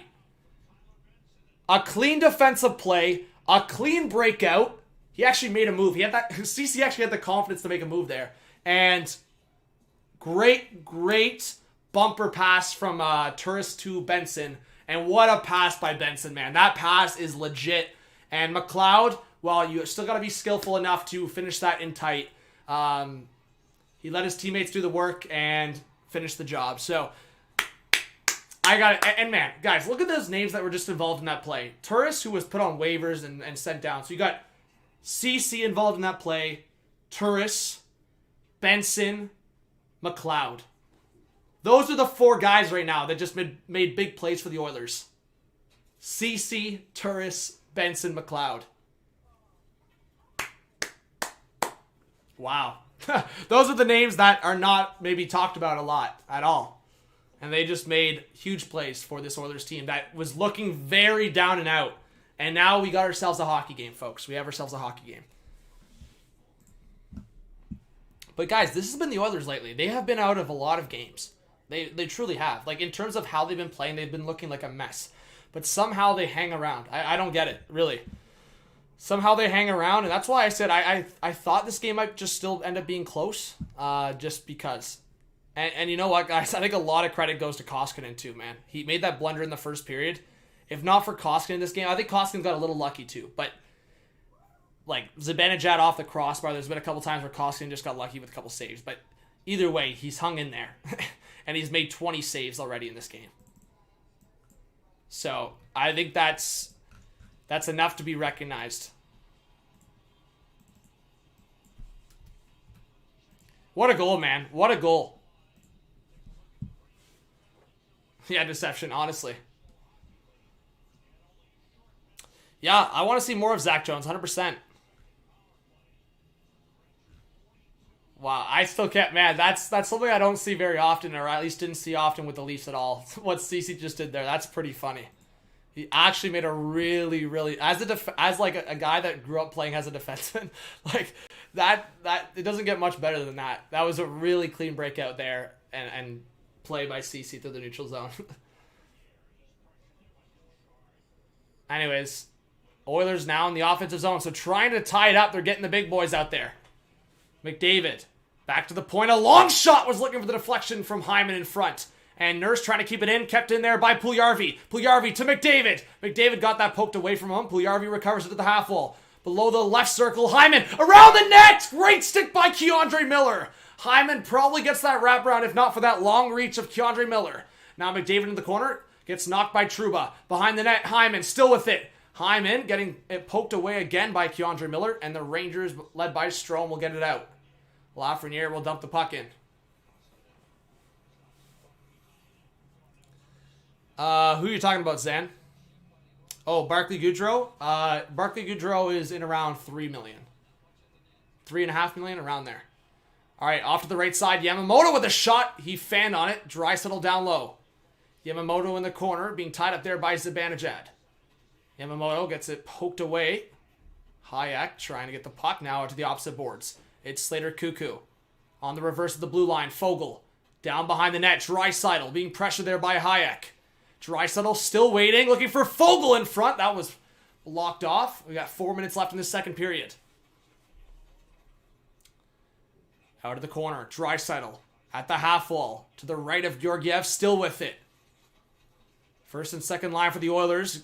Good cycles going after that goal from the fourth line of Edmonton. Oh, exactly, deception. Hyman's hands, when he first got here, were pretty funny. Like, Hyman always put in the effort and always made things happen, but it was like a lot more choppy than it is now. All right, Draisaitl now at the blue line. Now to the left side. And Benson, like, Hyman has a lot, like, all the points he put up, I'm not saying he wouldn't have put up still points, but Hyman owes a lot to, like, Matthews, Marner, and Nylander, because even, oh, long shot on the right side, stopped by Georgiev. Because as much as Hyman made things happen with his effort and his forecheck and all that, not nearly enough goals would have been finished if he was in, like, a fourth line or third line role, which he could have been placed in at the start, if not for maybe even Babs, if he didn't want to put him there. What's up, Darren? Thanks for being here. Marshy, good to see you in the chat.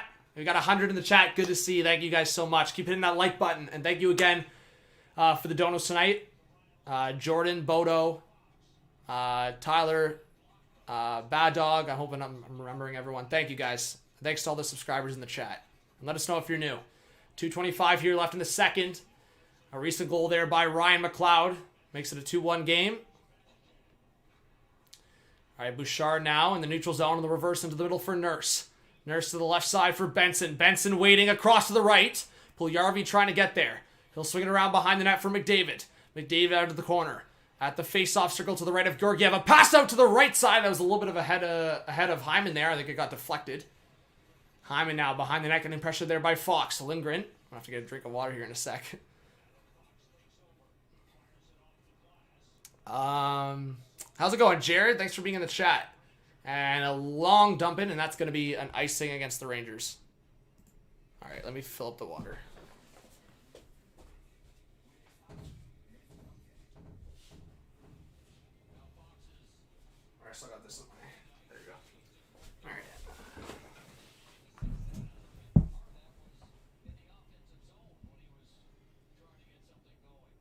Well, yeah, Zan. Koskinen hasn't been the problem in this game necessarily, but in other games he's looked really sloppy. And at the same time, Koskinen seems to have a lot of blunders with the puck too. But oh my god, a bad pinch by Bouchard. Across to Fox, waiting a pass into the middle. What a play by Koskinen! Koskinen actually sliding across. Fox could have definitely done better with that one, but Koskinen sliding across is pretty funny. Fox probably should have shot it right away, but I understand the patience. Good play there by Nurse. Bouchard got caught. That should have been a goal for the Rangers there. They should have made that count. Man, Ray, bro, what do you have to say for Bouchard getting caught like that? That was pretty funny from Koskinen, though. What's up, Rick? No, I know, Brendan. That's what I'm saying. I understand what Fox was trying to do. In a perfect world, Fox was waiting out the defender, trying to pass into the middle for an easy tap-in, but Koskinen followed the puck well, and I think Nurse, he was just solid, man.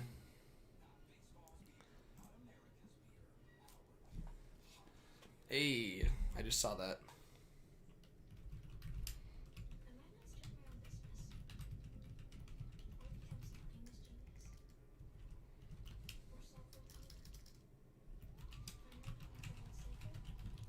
All right, guys, and for Rangers fans, it looks like we're going to have a special guest on at the intermission. I hope you guys are down for a guest during the intermission. I mean, hey, I'll be maybe the Oilers represent for today. I don't know. Not that I'm an Oilers fan, but we got a Rangers represent for the intermission, so I hope you guys stick around. All right.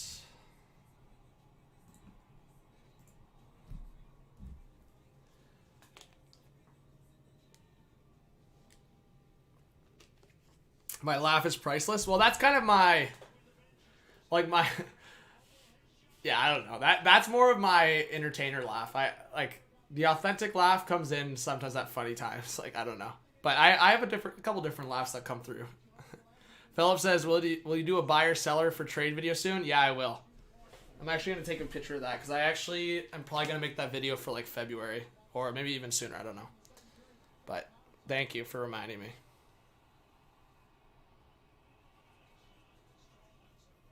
All right, Rangers win the offensive face-off here. Sorry, Rick. I hope your dog gets better. I hope you're all right. But yeah, thank you, Philip, for that suggestion. Yeah, guys, keep hitting that like button. Just over a minute left in the second. We'll see if something goes down.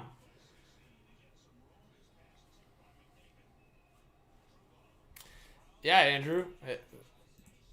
Oh, that's an icing against the Oilers. Sheesh. But yeah, I think while the Oilers have made some other suspect decisions, having two guys like McDavid and Draisaitl on the same team is very rare. I mean, we don't see that very often. I would say the only other team that we've seen that over the last 10, 15 years is probably Pittsburgh. Like, obviously, you can talk about generational talents individually, like, obviously, Ovi with Washington. You can talk about Kane with Chicago, but I feel like, Malkin sometimes gets overshadowed by Crosby, but Crosby, Malkin are that's like that level. All right, puck played forward. That missed the man. Now behind the net, played there by Koskinen. To the left to Keith. Now it's picked up here in the neutral zone by McDavid with some speed. A long one on Gorgiev. McDavid going after his own rebound, and he couldn't handle it. Oh, I like that smart play from McDavid. I wouldn't be surprised if he did that on purpose. All right, now pass forward again on the left side. McDavid with some good speed. Great stick by Zibanejad! Wow! What a defensive play by Mika Zibanejad! Now Yamamoto looking across for Draisaitl. He fan on the shot. Another one-timer in front. And stolen there by Trouba. What a defensive play by Zibanejad. I'll say that 5 more times. Wow. Getting that stick in on McDavid there.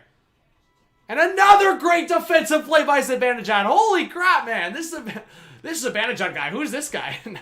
And Trouba's having some words with Yamamoto at the end there. Guys, round of applause there for Mika. 2 top-level defensive plays by Mika there at the end. Name him captain already.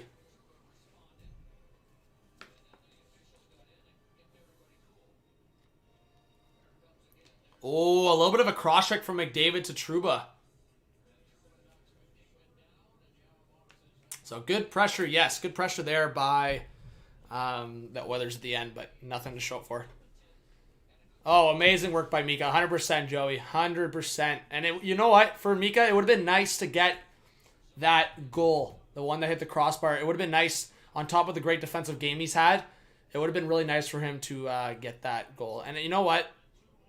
I do think Mika is one of those guys that even when he's not producing, I like the fact that he's been improving that kind of part of his game, because there is either star centers or young, well, Mika's not young anymore, but I would say star centers or prime centers that if they're not producing, they can kind of get lazy, kind of get in that I don't know, funk of things. I feel like Mika has really shown major progress over the last few years, obviously. Like, the last couple of years has been so dominant, but I think if Sens fans can remember, or even Rangers fans in the early Mika days, I think you could see that kind of player where sometimes it was lazy transitions, bad coverage, kind of just going through the motions, but not anymore. Yo, Brennan with the fives has been looking for a stream to Rangers games. Just found your channel and subscribed. What team are you a fan of? Love the streams, Brody. Much appreciated. Yo, Brennan, I really appreciate that, man. Guys, big W's in the chat. Let's get some Brennan hype. Appreciate you, man. Yeah, so I'm a Leafer, but I do this channel for all 32 teams, so I try to I try to stream a lot. So I'm actually gonna try to bring on a guest right now. Let's see. Okay.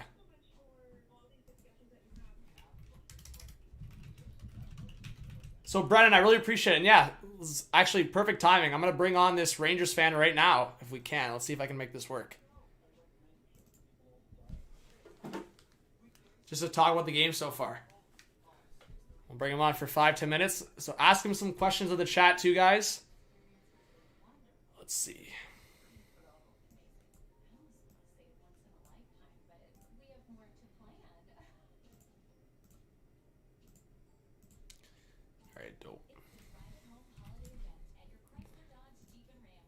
Alright, hopefully this works.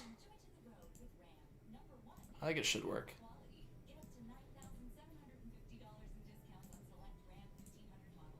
And you can also subscribe to this guy. We'll give his channel a shout. Alright.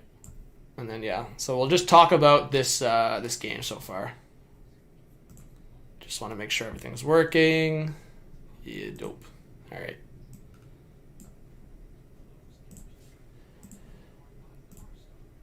But thank you, Brennan, again. So we're getting a guest on. We're getting a Rangers fan. Yeah, I watch a lot of Rangers games, I'd say. I've only streamed probably for a couple Rangers games this year, but I'm definitely going to stream some more.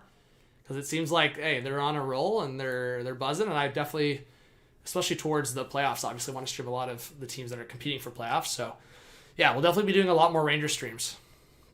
So we're going to get a Rangers fan on for this intermission. Shots at the intermission are 23-20. So the Oilers did get a few shots there at the end. All right.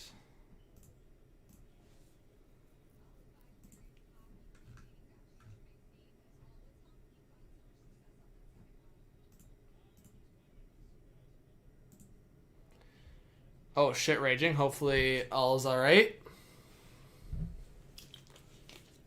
Yeah, Joey, that's true too. Face-offs, 100%. I mean, you see that a lot with those centers maturing. Like, I would say most centers, for the most part, in their, like, rookie to, like, early 20s, like 21, 22, 23, they're usually never good at face-offs. I would say that that's the one aspect of most young centers' games where they improve. Like, I've even seen it with, like, I'll give example, like McDavid, Dry, Matthews, like guys like that have improved their face-off game big time. Where you look at other guys like Trevor Zegras, even Jack Hughes at times, like they just don't have it right now. But once they get more strength, once they get more experience in the league, their face-off percentage will go up. Because I think those guys, I know Zegras for a bit there was rocking like a bad face-off percentage, like it was around 38%, like 40%. It was bad. Where guys like, I know like Matthews and I know Zibanejad was around 50%, I think, but Matthews was around 55, I think, at one point. The Leafs fan, I hope Hall gets traded, but I think Dermott probably is more likely to get dealt.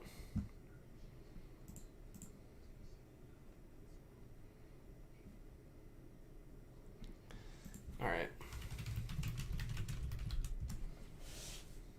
Just waiting for the guest, seeing if he can join. Yeah, Jack Laugh is buzzing right now. He's got 2 points on the night. So yeah, guys, when we get the guest on, make sure you ask a lot of questions, especially as a Rangers perspective, or even if you're an Oilers fan in here, ask away. What's up, Jason? But again, Brendan, thank you so much for the dono. I really appreciate it. Yeah, well, it would have been insane if the Oilers tied it up there at the end. That would have been crazy for momentum going into the third. All right, let's go.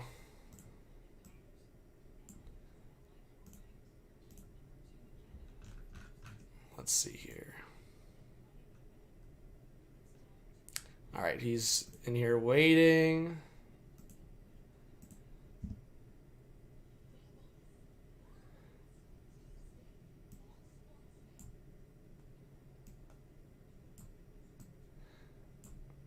Yo, what's up, bro? Can you hear me?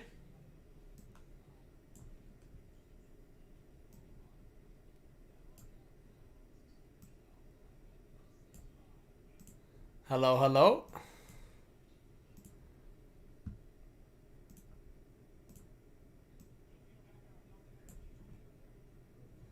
I don't know. Maybe you're talking. I can't hear you. I think I should be able to hear you.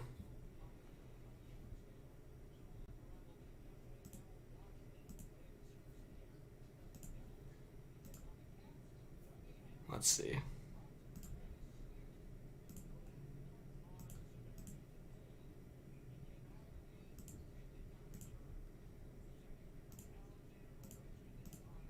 Hello, hello? Can you hear me? Yeah? Okay, now I can hear you. We're good. Okay. How's it going, bro? Good, good. How are you? Long time no see. Yeah. All right, let me bring you on the screen. All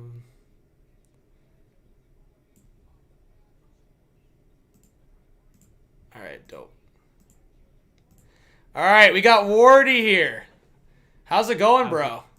How's it going, man? Yeah, thanks for having me. Appreciate it. Honestly. I didn't even realize you were initially streaming tonight's game, and then I saw you reach out. I'm like, oh, okay, sweet. Let's make it happen. Yeah. So obviously, yeah, your team's doing well this year. So just first, for people that don't know, obviously, kind of tell people what you do for Mets, Rangers, all that, and then just how are you feeling about the season so far, and especially, I mean, this game right now, Rangers up 2-1.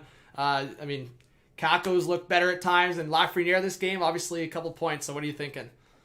Yeah, I mean, well, first of all, I think a lot of you guys know me I originally had a hockey channel for Wardy AHL. Now it's just Rangers Review, where I do a weekly Rangers podcast with my good friend Stapley Steven. If you guys are on Twitter, then you probably know Steven because he's one of the most prominent Ranger names out there. Covers all the prospects, does a great job. And I also covered the New York Mets. If any of you guys are baseball fans, that's where most people know me through Wardy NYM. But yeah, the recap on the game, I've been very happy so far. Would have been nice to see that McLeod goal not happen. But outside of that, really can't complain too much. I know the Oilers haven't been playing well, which has upset me, I will say, because the Oilers are my West Coast team, if you will. They're a team I normally root for. Not tonight, obviously, but yeah. Rangers have been doing good. Laffy's been doing great in replacement of Panarin, who's out currently in protocol. So yeah, so far so good. Happy what I'm seeing from Georgiev and just the offense overall and the defense too, because they don't have Nemeth in there, which I don't mind, but also they don't have Niels playing, I don't believe, and Zach Jones, who's played back-to-back games, for his debut, and so far so good. So yeah, I really can't complain too much. I've been really liking what I'm seeing from a lot of these guys, especially Kakko, especially Lafreniere of recent. It's really nice to see him take advantage of the opportunities being given to him with Panarin now. Yeah, and I was gonna ask, is Niels in protocol, or that's just a coach's choice? I think he's just a healthy scratch tonight. I didn't see anything that said. How do you feel about that? Because I know a couple of Rangers fans have been like, "Why is Hayek in over him?" For example. Yeah, I mean, I don't. This has happened a couple times this season. Not many, but I'm not really all that concerned with it because Hayek has surprisingly not been horrendous this season when he's been in. Yeah. Do I think it's justified to have him playing constantly over Niels? No, but I think this is kind of a one-off. I'm assuming that once, unfortunately, Nemeth is back, and fully healthy because he's out for a non-protocol reason. Jones is probably going to be put on the taxi squad, I'd have to imagine. We'll see, but Hayek hasn't been much of a liability defensively this year, which is great to see. But Niels will be playing the majority of the games. I think that this is just one of those healthy scratch nights for him, especially on the back-to-back, maybe not pushing the kid too much, even though the counter obviously is, okay, you're not going to push him, but you're going to push Jones when he just had his debut yesterday. So Gallant has his reasons that I just don't have, the answers to at the moment. Yeah. Two questions here. I was going to ask, what are your thoughts on, someone asked in the chat, what are your thoughts on Fox? Because obviously the expectations were super high after winning the Norris Do you feel like he still lived up to those expectations this year? I feel like for the most part, he's played better than last year, which is saying a lot. He looks like he has more pep in his step even. He had a not great, kind of average to a little below average a couple games prior to every team having the delay for the holiday and everything. But outside of that, Fox has just been otherworldly, point per game defenseman. I mean, his two-way, you've seen him playing to know by now just how good he is. Like, I mean, every Rangers game I watch, he stands out for me easily.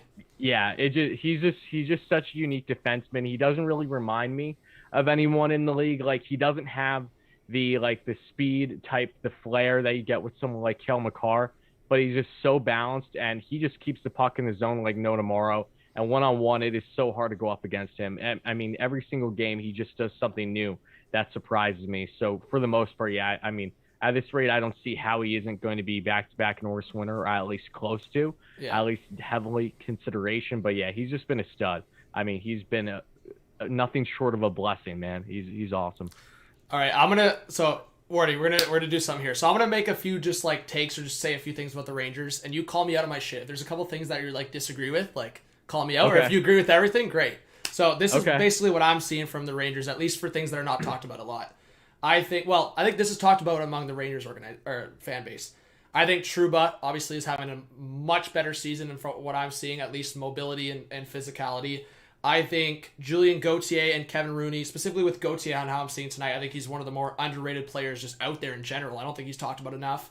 I think Zibanejad, we talked about it during the stream. I don't know if you're watching a bit. Zibanejad's defensive game has improved an insane amount, especially towards the end there. His stick worked twice on McDavid.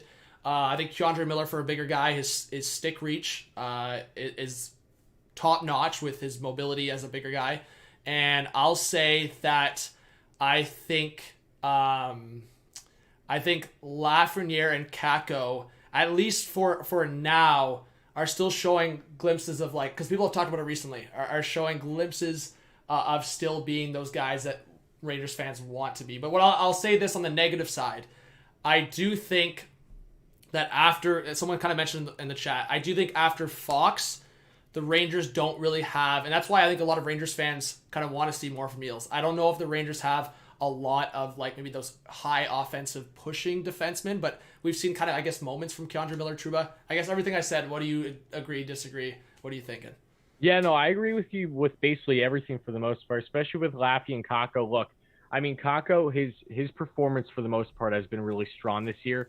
He just comes off as a guy that has been, snake bitten, has yet to get full swing of things with offensive production, but his two-way game is just insane. I mean, he's so hard to get off the puck, and I'm not in the slightest really concerned about him. I view both of them kind of similar to how me and Steven always compare them in a lot of ways to, Barkov and Huberdeau, and especially Huberdeau when he started his career. It took him a little bit. He was slow moving for his first couple of years for being a top pick.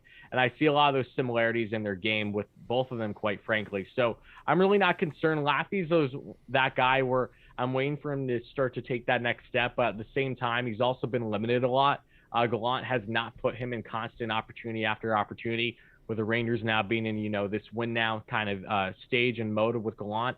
He's really had Laffy getting around averaging around 10 or at most, 12 to 13 minutes a game. He's been in the lower level of things because I know that Gallant has been happy as a whole with that third line, and Heedle a lot of times because Heedle's been very inconsistent in the season. But for the most part, you're right about everything. And also regarding the defenseman, the Rangers don't have another bona fide puck mover to the same extent. Like, Trouba's okay.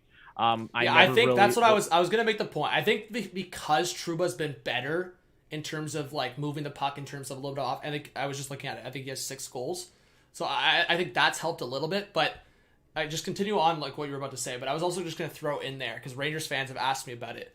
As a Rangers fan, are you, like, do you feel like it's now or close enough where you would go after a Jacob Chychrun with the price tag? Like, I know Rangers fans have asked me about Chychrun a lot. I've always liked Jacob Chychrun. He's someone that I've wanted the Rangers to get in the past. He's someone that I don't really see happening right now, given the stats that they're in as a club and with their defensive prospects. A couple of years from now, potentially, maybe even next season, This year, I just don't see it, however, because I think when you look at, puck-moving defensemen as well, like Fox, the Rangers have that. Niels is supposed to be that. He's shown plenty flashes this year in a limited role on that third pair.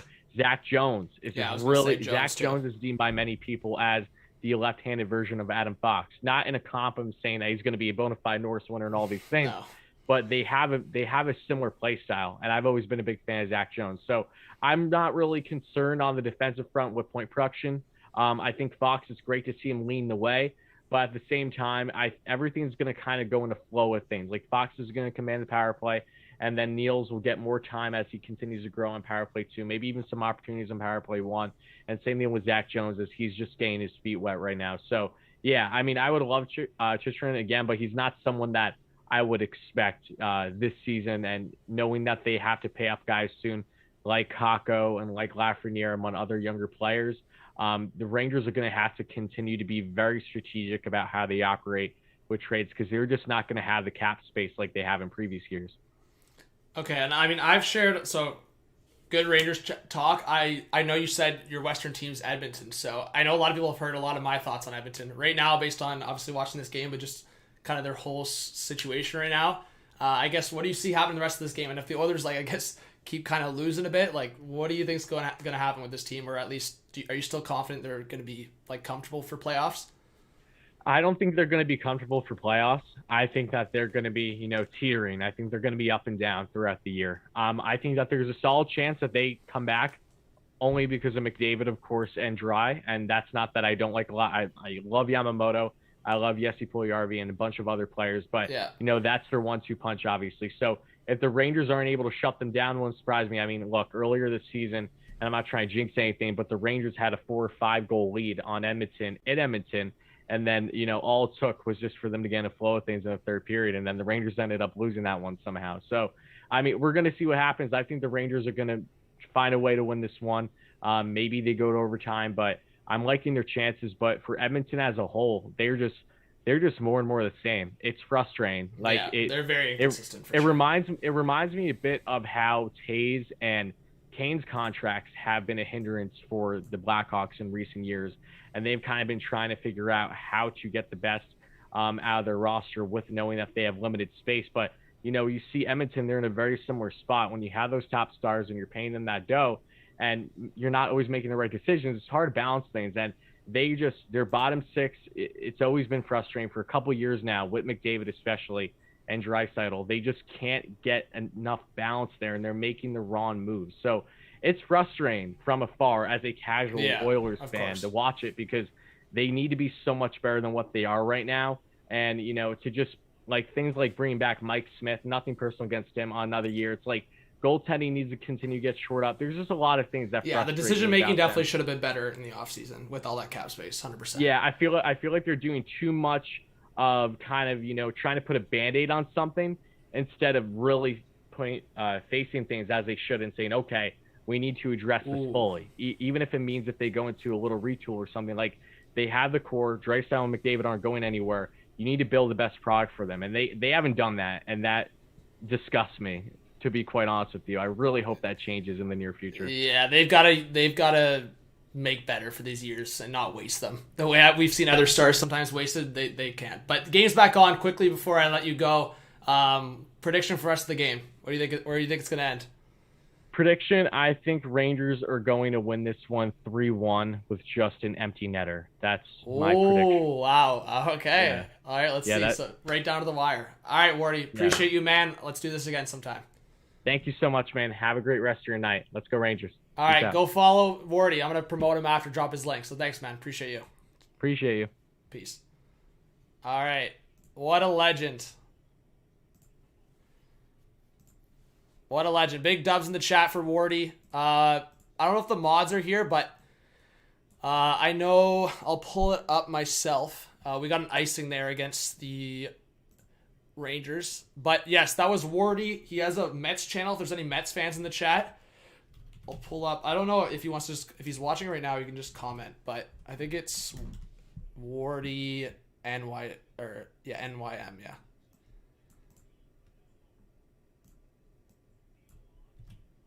All right, guys. So that's his channel.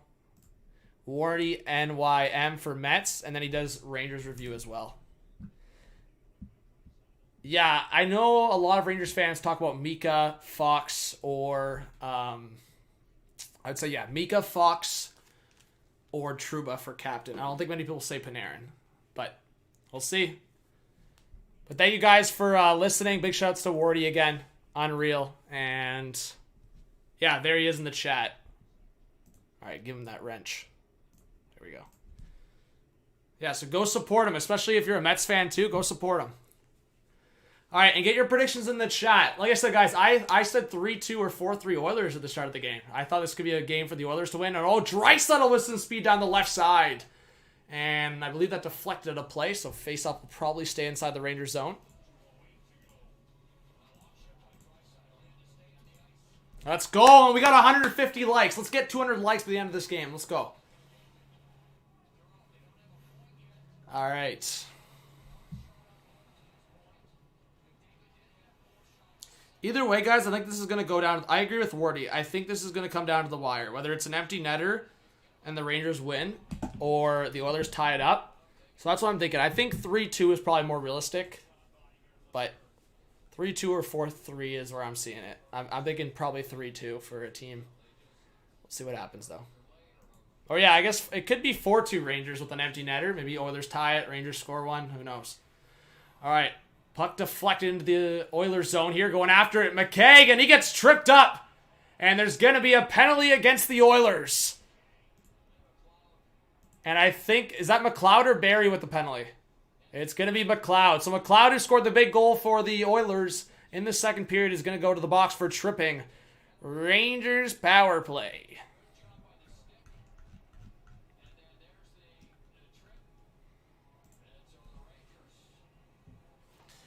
All right. Yeah, Brennan. Hey, that's the positive thing. That's even more so the positive thing, right? If the Rangers win this game, even though the Oilers have struggled, it's a pretty great statement to win a game like this against top guys like that with your top guy out in Panarin. So, it says a lot if the Rangers can do well here. Patrick, the clock is not wrong, actually. It's actually perfect right now. So, I think you're maybe slightly confused because my clock right now is perfect. All right, to the right side, Strome fakes the shot. Up top for Fox. To the left, a one-timer. Zibanejad hit the side of the net. Right, I love when people say the clock's wrong. The clock's actually perfect right now. All right, Fox to the right side. Strome, Fox, fakes the shot to the right. Strome, waiting. Fox, back to Zibanejad, a one-timer. Right pad save there by Koskinen. Zibanejad with that one-timer at the left circle. Now Fox. To the right again for Strome. Down low and deflected on net by Kreider. Koskinen made another stop. Rangers keep it alive. 53 left on the power play. A long shot. It trickles in. I think that may have been deflected in front by Chris Kreider. And the Rangers go up 3-1. Power play goal. Yeah, there's a slight YouTube delay. Yeah.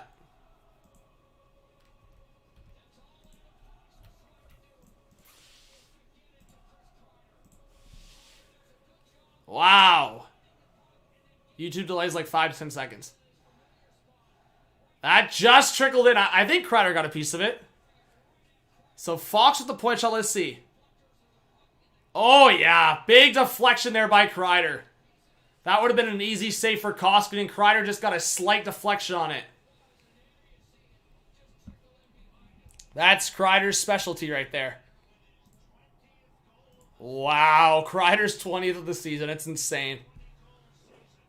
Insane. And that's going to be an icing against the Oilers. Well, yeah, Patrick, sometimes the clock's going to be off by 2-3 seconds. But to me, that's like perfect because it's not always easy. I'm not gonna have it always synced up, but if it's between like a couple seconds, to me that's good. If it's off by 30 seconds, sure. Gabriel, how's it going? What's up, Thomas? I got 90 in the chat. 3-1 game. My prediction's still alive.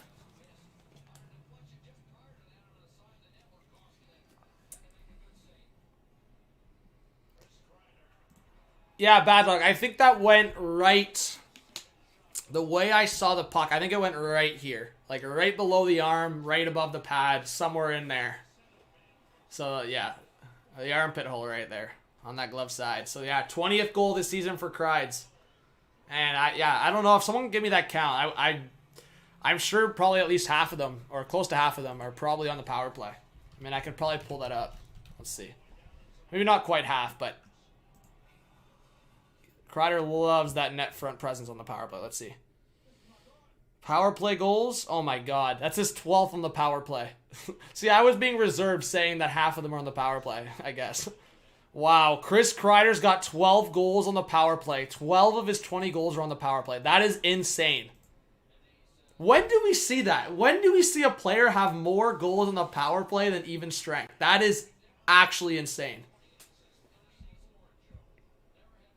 Some people would look at it the other side and just be like, well, it's easier to score on the power play, which of course it is, but that's wild.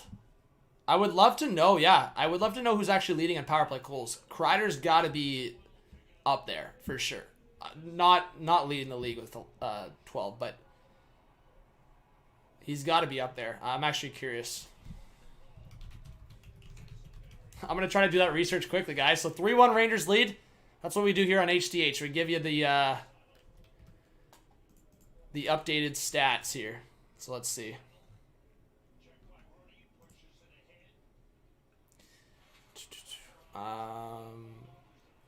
Leaders, goals. Let's see. Oh, loose in front. Oh, Yamamoto almost put that home. Now to the right side, Barry waiting, trying to get a lane. Back up top for Slater Cuckoo. Fakes it to the left for Draisaitl. Draisaitl, a long shot! Kicked aside, or that may have hit a skate in front. Jeez.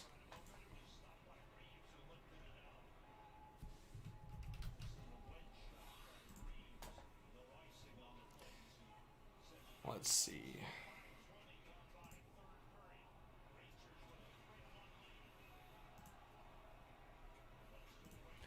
Sorry, I'm trying to find the leader here. Okay, here we go. Now I got it. Power play goals. Right here.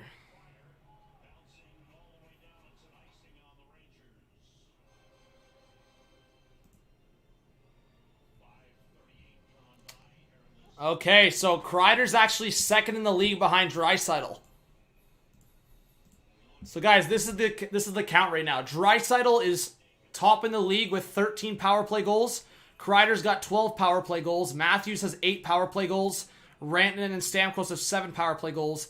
Aho, DeBrincat, Dubois, Eriksson-Ek. Yeah, a bunch. I'm not going to list all those guys. A bunch of guys. Zibanejad has 6 power play goals. I was actually... Where's Panarin on this list? I'm sure Panarin's got a handful, no? I don't know. But Zibanejad's got 6 power play goals. Kreider's got 12.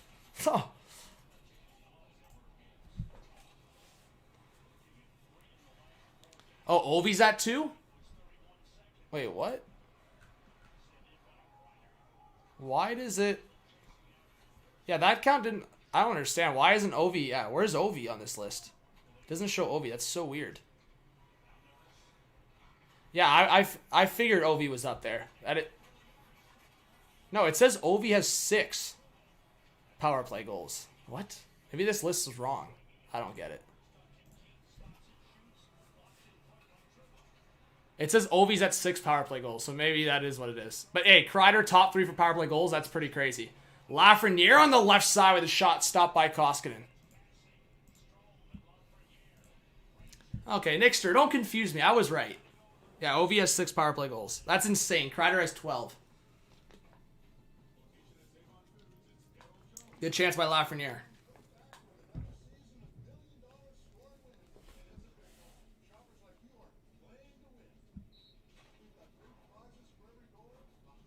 Yeah, Ovi has 6 on the power play. Well, that's what I talk about, right, guys? I think Draisaitl is an amazing player. Top 5 in the league easily. But I've talked about that in the past, right? Draisaitl does produce a lot of points on the power play. Like, a lot. He has 25 goals, 13 on the power play, which is more than half, right? Same thing with Kreider. Kreider's an unbelievable player. He's had an amazing year. But that does say something, that Kreider is more of a role player. 100%. But I actually give more so credit than Kreider, for Kreider, because he's 33 years old and he's still finding ways to produce. And he's almost a point per game.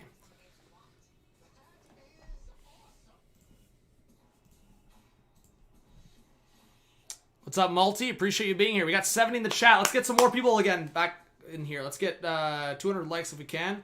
What's up, Islander? Yeah, Kreider's definitely earning that contract this year. 100%. Hey, thank you, Thomas. That means a lot. Yeah, Jeremiah. I mean, Ovi's easily top 3 for Hart right now. I think there's a pretty solid argument for number 1.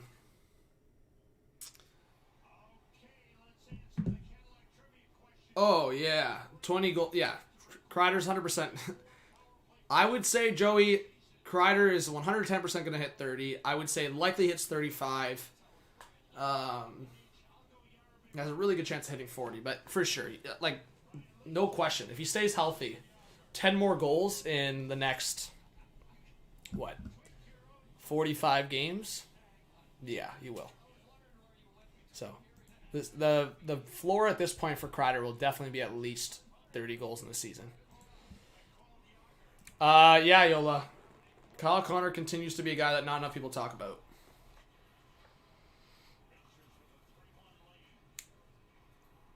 Todd, how's it going? What's up? Thank you for that news update. Alright, 13:05 left in the third. Yeah, Aesthetic. We'll see. The Wilders will turn it around. Ooh, cutting on the right side. A pass in front. And that's Gauthier again, man. I'm telling you, that's what I was talking about with Wardy. Gauthier is so underrated, man. Creating another chance there for the Rangers. Now the Oilers trying to come back to the way. Turris. Benson. Waiting. He's got Ceci up in the rush. Benson waiting up top. Great defensive play there by Barclay Goodrow. Getting a stick on that. Pass intended to Turris. Now Ceci throws it towards the net. Way wide.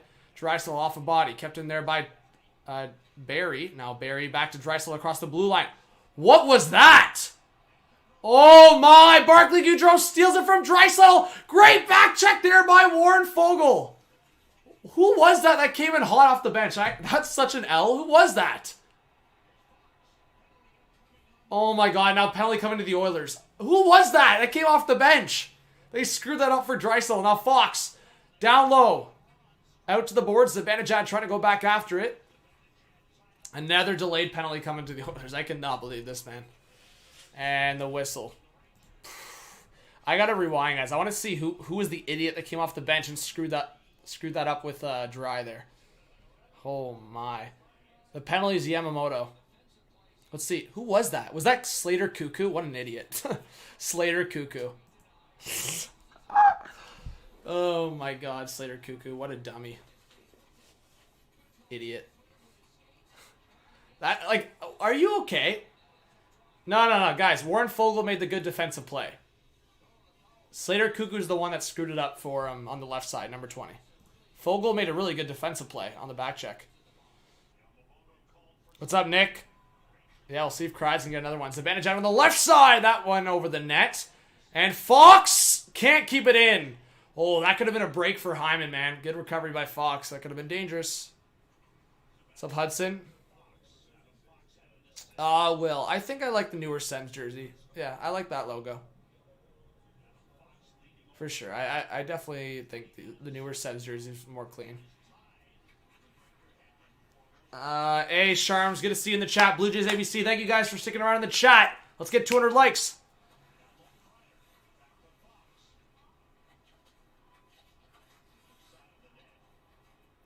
Yeah, Jeremiah, when Dry lost the puck on the left side, Slater Cuckoo just came on that left side past him. It kind of screwed up with Draisaitl. So Zibanejad to the left side for Fox. At the half wall. Back to the point. Fox to the right. Zibanejad at the top of the circle. Down low to the left of Koskinen. Back on the reverse. Fox across the Strome looking for Zibanejad. Great stick by Nurse to break that up. But the Rangers keep it alive. Strome shouldn't have forced that down low. Oh, that could have been a penalty on Bouchard there. I think Oilers may have gotten away with one, but Oilers clear it. 40 seconds left on the Rangers power play. Yeah, Yamamoto was the penalty. Aiden, yeah, Oilers not looking so hot right now. 30 seconds. Rangers power play trying to get back into the zone, and Keith will get the puck and send it all the way down. And I think it's going to be a penalty against the Rangers here. Yep, wow. So the Oilers catch a break here. It's going to be Trouba with a high sticking call, I think. So with 22 seconds left on the Rangers power play, that will end. And the Oilers will get a power play opportunity after to get a chance to cut the lead back to 1. Yeah, the high stick, I don't think Seavier's bleeding, so it'll just be 2 minutes. Yeah, Sharms, as of now, the Oilers-Leafs game on Wednesday is still happening.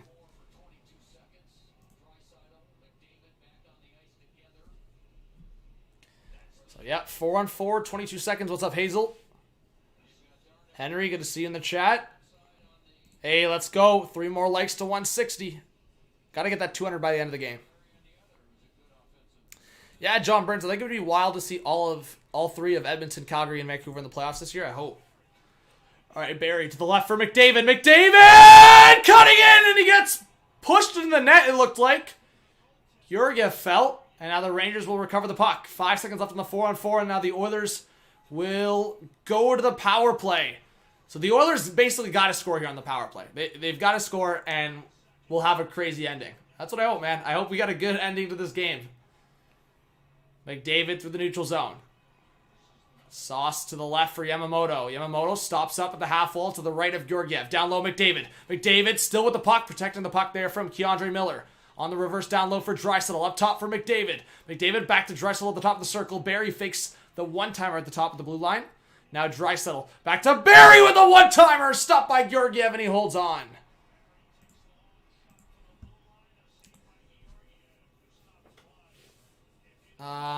Let's see.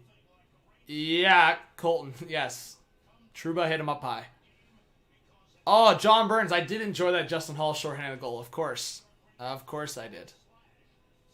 That was pretty funny. See, I wish Connor... Not on that one, the next one. When he goes around the net like that, I wish he got a little bit more aggressive with either a wraparound himself or look for the pass in front.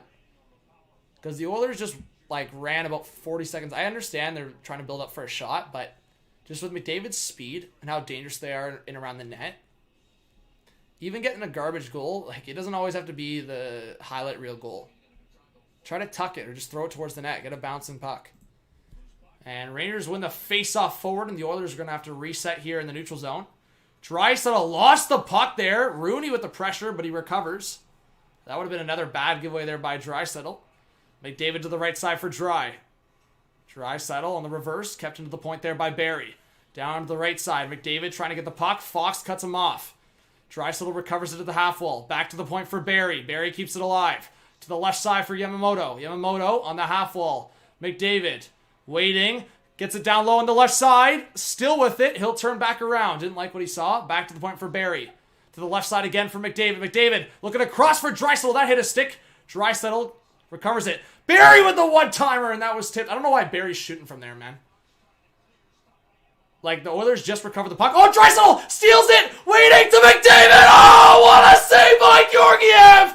Big glove save by Alexander Georgiev! Robbing Connor McDavid! Oh!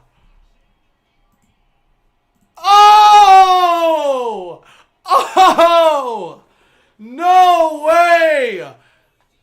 Ryan Lindgren lost the puck. Draisaitl steals it, and McDavid gets absolutely robbed by Georgiev.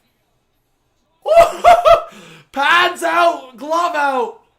What a save. We've been seeing some massive saves from Shesterkin this year. Well, this time it's number 40 for the Rangers. Georgie chants in the crowd. Oilers win the faceoff. 5 seconds left on the power play. Nurse, I don't know what that was. It just lightly tipped, and the Rangers clear it. That's it for this power play. Wow. 8:10 left in the third. That should have been a power play of the Oilers. I mean, they needed to score on that one. So, Rangers are in a pretty good position here, but game's far from over.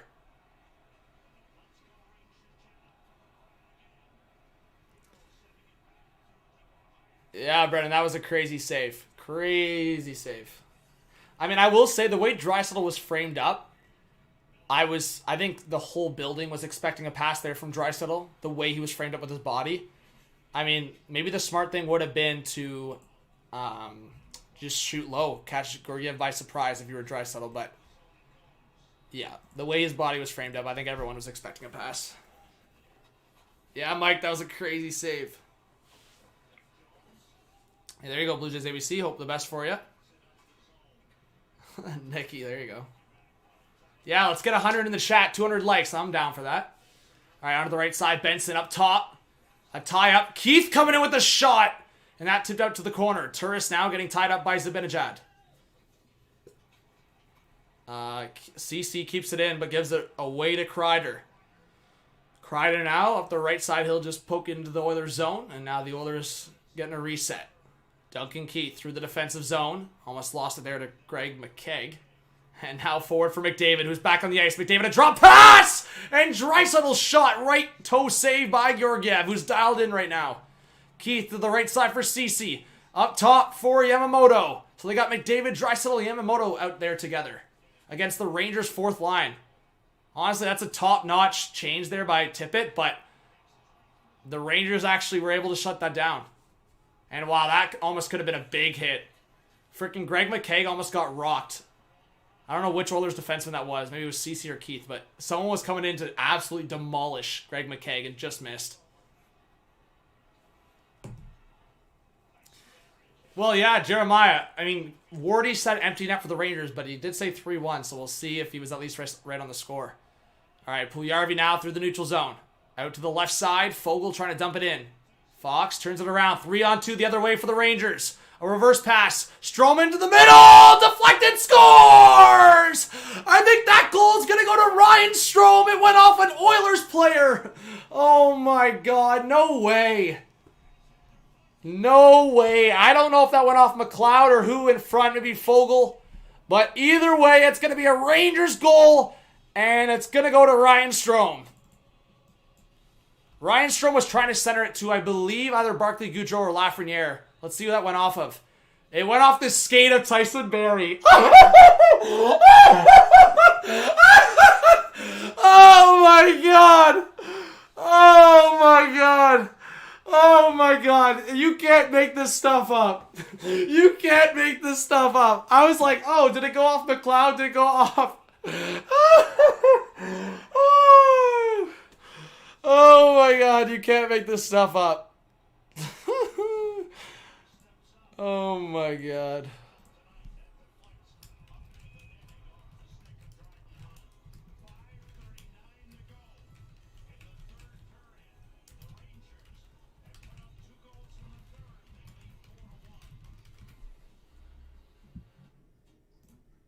Wow. I don't know what to say, guys.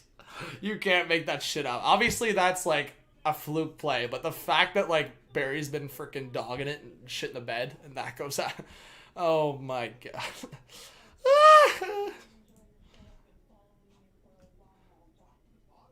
All of that just for the Oilers to concede that goal. You just gotta laugh. It's just not going the Oilers' way lately. I feel bad for Oilers fans, honestly. I mean, I feel bad and I don't, like, the Oilers are still in a playoff spot. Like, the fact that they're going through this rough stretch and they're still in a playoff spot. Wow.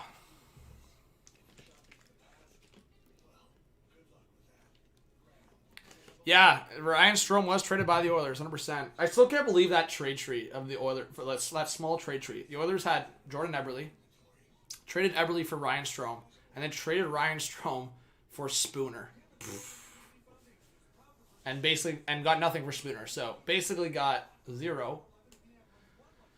But yeah, and also Ryan Strome, to me, I find it also just kind of funny that he was drafted and started his career with the Islanders. It's just funny how things work sometimes.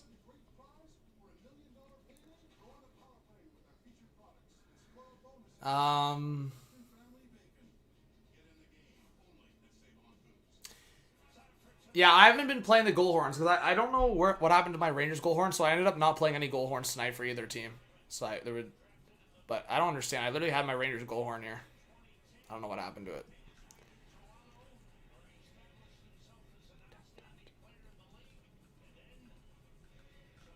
Maybe I'll just play the Rangers goal horn for the end of the game if they win. I'll just play it off my phone. Yeah. Hey, Dennis, thank you so much for being here. Hopefully you're doing well. Appreciate you popping in the chat. We got 108 in the chat, guys. Again, if you haven't yet, hit that subscribe button. It's free. Appreciate the support. If you're a hockey fan in here, we do a lot of streams, videos. I've been uploading more on TikTok and going live there. So if you like TikTok as well for hockey stuff, I'm doing stuff there. Hot Take Hockey on all platforms. Twitter as well. Instagram. Ooh, Nurse coming in with a shot and then he got hit and fell back. So I might go live tomorrow, guys. Tomorrow's a question mark, but yes, I'll be live Wednesday night for Oilers versus Leafs.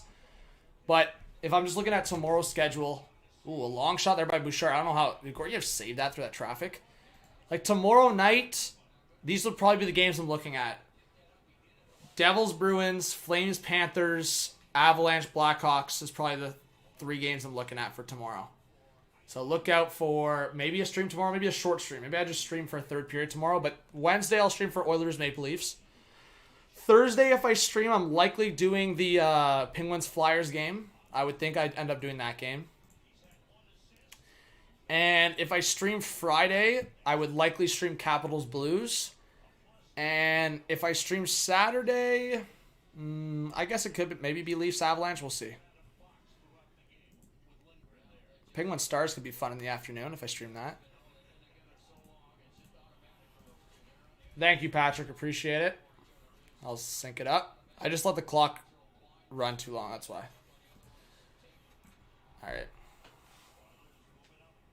Oilers breaking through into the offensive zone. Turris, a long shot stopped by Georgiev. Cece going for the rebound. Puck is still loose. Benson with it. Oh, my God. Imagine if Cece scored. Oh, and then Sevier waved at it. Good keep by Turris. Turris out to the right side for Cece. Good play by Turris, man. Cece, a fake shot! And then blocked there by Rooney. Oh. Yeah, Jeremiah, that could be wild. And then the Rangers will get it out back into the Oilers zone. Under 4 to go in this one, guys. The Rangers up 4-1. Hey, thank you, TCB. Yeah, the Oilers have fired in the shots. I mean, guys, I went from saying Koskinen was playing well to... Which, I mean, I'm not blaming this one on Koskinen. Like, he can't do... On that deflection, what can he do? The other 2 goals were just bad transitions. But Georgiev, man. Georgiev has been the story, especially in the second half of the game. Georgiev has been a big story here.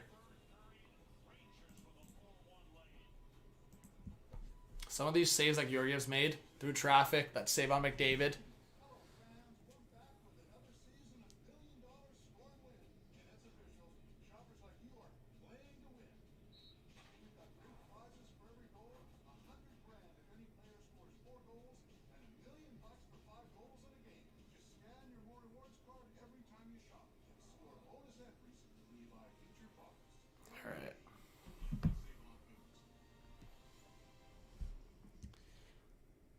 Yeah, I mean, here's the thing. They're down by 3. If I was Tippett, I would get an offensive face-off, call a timeout maybe, regroup, pull the goalie, and just hope for a miracle. I mean, man, if you're Tippett at this point, you realize you're in the hot seat. Like, 100%. So, you don't got much to lose. Yeah. Pull a goalie. Hope for the best.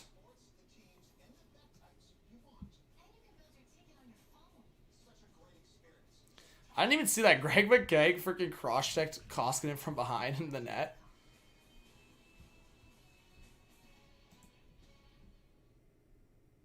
Oh, yeah. Apparently Baker Mayfield shit in the bed.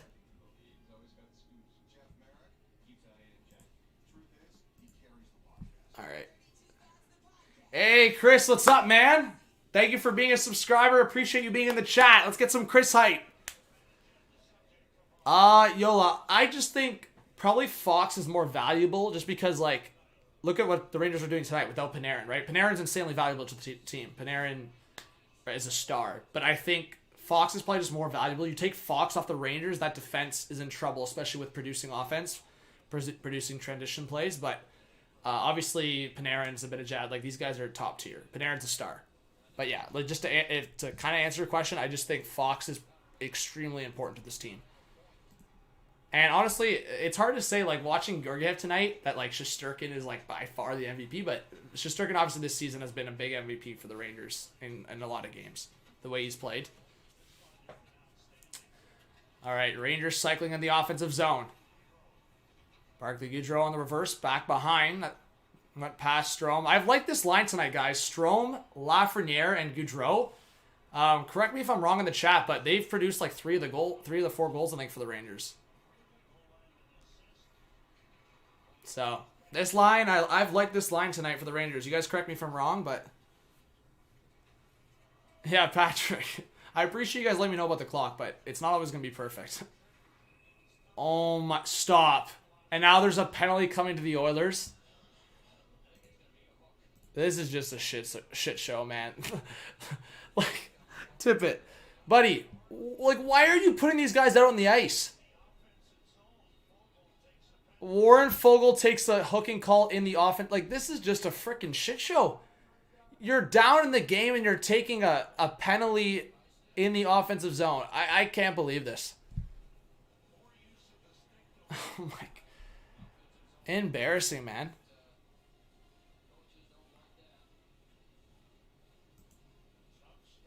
I just don't even understand what Tippett's doing.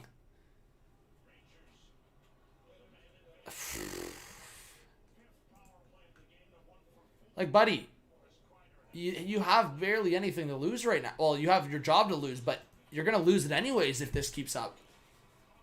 Just, you're down by 3, get your big boys out for the last 2.5 minutes, pull the goalie, hope for a miracle, man. Now it's GG's. Like, now it's absolutely GG's. So, I mean, guys, here's what I'll say. It's definitely not a comparable trade-off. But both teams were obviously missing a key player. The Rangers more so. They were missing their star, Panarin. The Oilers could have used a guy like Nuge tonight for sure. Yeah, I don't know what to say. The Rangers did this without Panarin. And, yeah. But yeah, guys, again, subscribe, like, comment, have that notification bell on. If you have any questions, ask away. I'm probably going to end the stream here in the next 10 minutes, a little bit after this game ends. So get your questions out now. Yeah, guys, like I said, after that Leaf game on Wednesday, if the Leafs beat the Oilers again in like a significant fashion, I would say Tippett might get the boot. And I don't know. I think it could happen at any point. This, like, you want to make some kind of change before this gets really, really bad, right? The Oilers are still in a playoff spot. So before this gets insanely bad, maybe a change is necessary.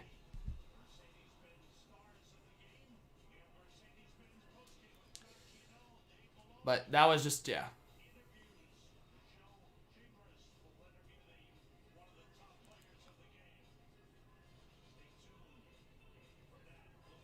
We'll see, Ducky. What's up, John? Babcock to the Oilers. I know people have thrown that out there. I don't think it happens, but I guess who knows? Who honestly knows? I don't think, like, a lot of people, if you ask them, I don't think Bruce Boudreau was getting much of an opportunity to get back in the league until recently. And the Canucks brought him back, and it's worked so far. So who knows? All right, 13 left on the power play. Philip Hedl waiting. Back to the point, kept in there by Trouba. Jones, let's see. Jones, oh, nice pass across! Wow, what a pass there by Zach Jones. Philip Hedl almost had one. Or who is that? Was that Hedl? No, it wasn't, maybe. Yeah, it was Hedl. I don't know why I second-guessed myself. What a chance for Hedl there. Great pass by Zach Jones. Who scored for Edmonton? Donuts. It was Ryan McLeod. All right, 20 seconds left. Power play over. What, TCB? It might be postponed. I mean, I'm not shocked, TCB. It's not tomorrow. It's on Wednesday, but I'm not shocked because of the new protocols and stuff, and because it's least versus Edmonton, which would bring a lot of numbers on a regular night. But that's going to be it for this one, guys. No shutout, but Georgiev had himself a game tonight. Big performance, whether you look at it as trade value going up or you look at it as just having that number 2 behind Shesterkin. Georgiev came to play tonight. And while the Oilers did struggle in a lot of this game, when the Oilers did put on some pressure, Georgiev was there to stop it. Again, guys, welcome to all the new subscribers. Thank you so much for showing support tonight. I'll stay on here for another few minutes. If you have any questions, ask now in the chat. If you want to follow me on Twitter, Instagram, Facebook. Well, no, not Facebook anymore, but for TikTok, if you want to follow there, go ahead.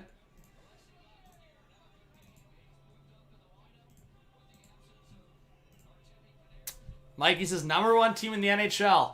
Well, make your takes, get your opinions out there, but at the very least, on paper right now, numbers-wise, yeah, they are number 1. I mean, they're tied right now. Number 1 in the league with the Capitals. 48 points, exact games played, but more wins. The Rangers have I think they're tied for the second most wins right now in the league. Yeah, they're tied with the most. They're tied for the second most wins in the league with 22 with the Golden Knights. Hurricanes have the most wins right now. The Capitals have 20 wins, but because of the overtime losses, they're tied with the Rangers. But 22 wins in 34 games for the Rangers. Pretty solid. Jack, I said I had the Canucks making it in the 3rd division spot. I think the Canucks make it in that spot or the wild card. Well, it's up in the air, but I still have confidence they can turn their season around as they've been right now. Well, yeah, Logan, right now he isn't. At least based on some of the goalies that are stepping up. So, Georgiev, yeah, he would be my first star for tonight. I think Georgiev had a really good game. I think Lafreniere had a really good game. I think that whole line of Lafreniere, Strome, and Gaudreau played really well. Really well tonight. For me, they were... I'm thinking about it. I would say they were the best line probably overall.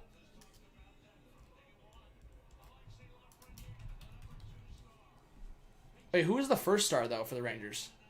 Then they had Georgiev as the 3rd star. Anyways, yeah, Lafreniere does need to shoot the puck more. I'm just thinking... Yeah, you know what? Kreider, Zibanejad, Kakko had a decent game, but Kakko for me didn't show a whole lot. Zibanejad individually had a really good game. First star Strome, wow. I guess Strome had a couple assists then, yeah? Yeah, you know what? Strome did play really well.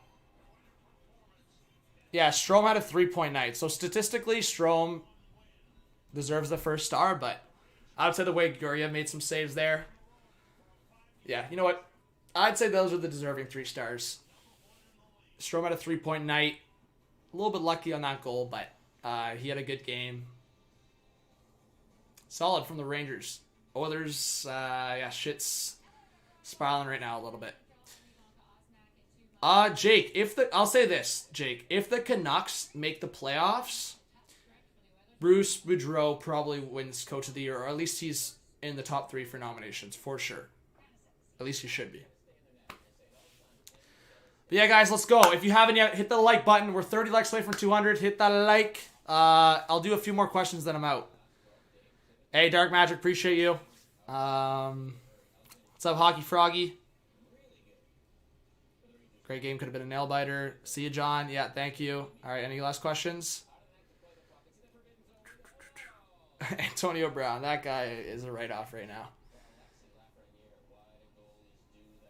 We'll see, Hudson. You never know, man. You never know. Like I said, I'm not saying the Leafs are going to win a cup anytime soon. I don't know what's going to happen with the Leafs. The Leafs are just whatever. Who knows? I'm always going to back them. I'm always going to be a fan of my team for the rest of my life. But what I am saying is, people said the same thing about the Blues. People said the same thing about the Capitals. People said the same thing about the Lightning for years. That they're chokers. They can't do anything in the playoffs. Over and over and over again. Especially the Capitals. People said it about the Capitals for probably 15 years. From the time that the Penguins won the Cup in 2009, well, at least 10 years.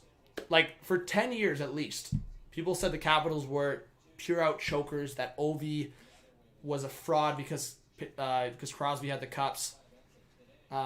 So I'm not saying anything about the Leafs, Oilers, all that, but eventually the big boys usually win. Not always win. Obviously, we've seen some guys like Lundqvist, Price, some of these goalies, or even for a Leafer, Sundin. Like, I could go down the list. Joe McGinley, like, all these, there's a lot of guys that don't end up winning a cup. Joe Thornton maybe won't win that cup. But a lot of the franchise guys do end up getting it, so we'll see. But anyways, guys, that's going to be it for me. If you have any questions, reach out to me on Twitter, Instagram, TikTok, Hot Take Hockey for All. I hope you have a great night. Thank you so much for the support, and I'll see you tomorrow.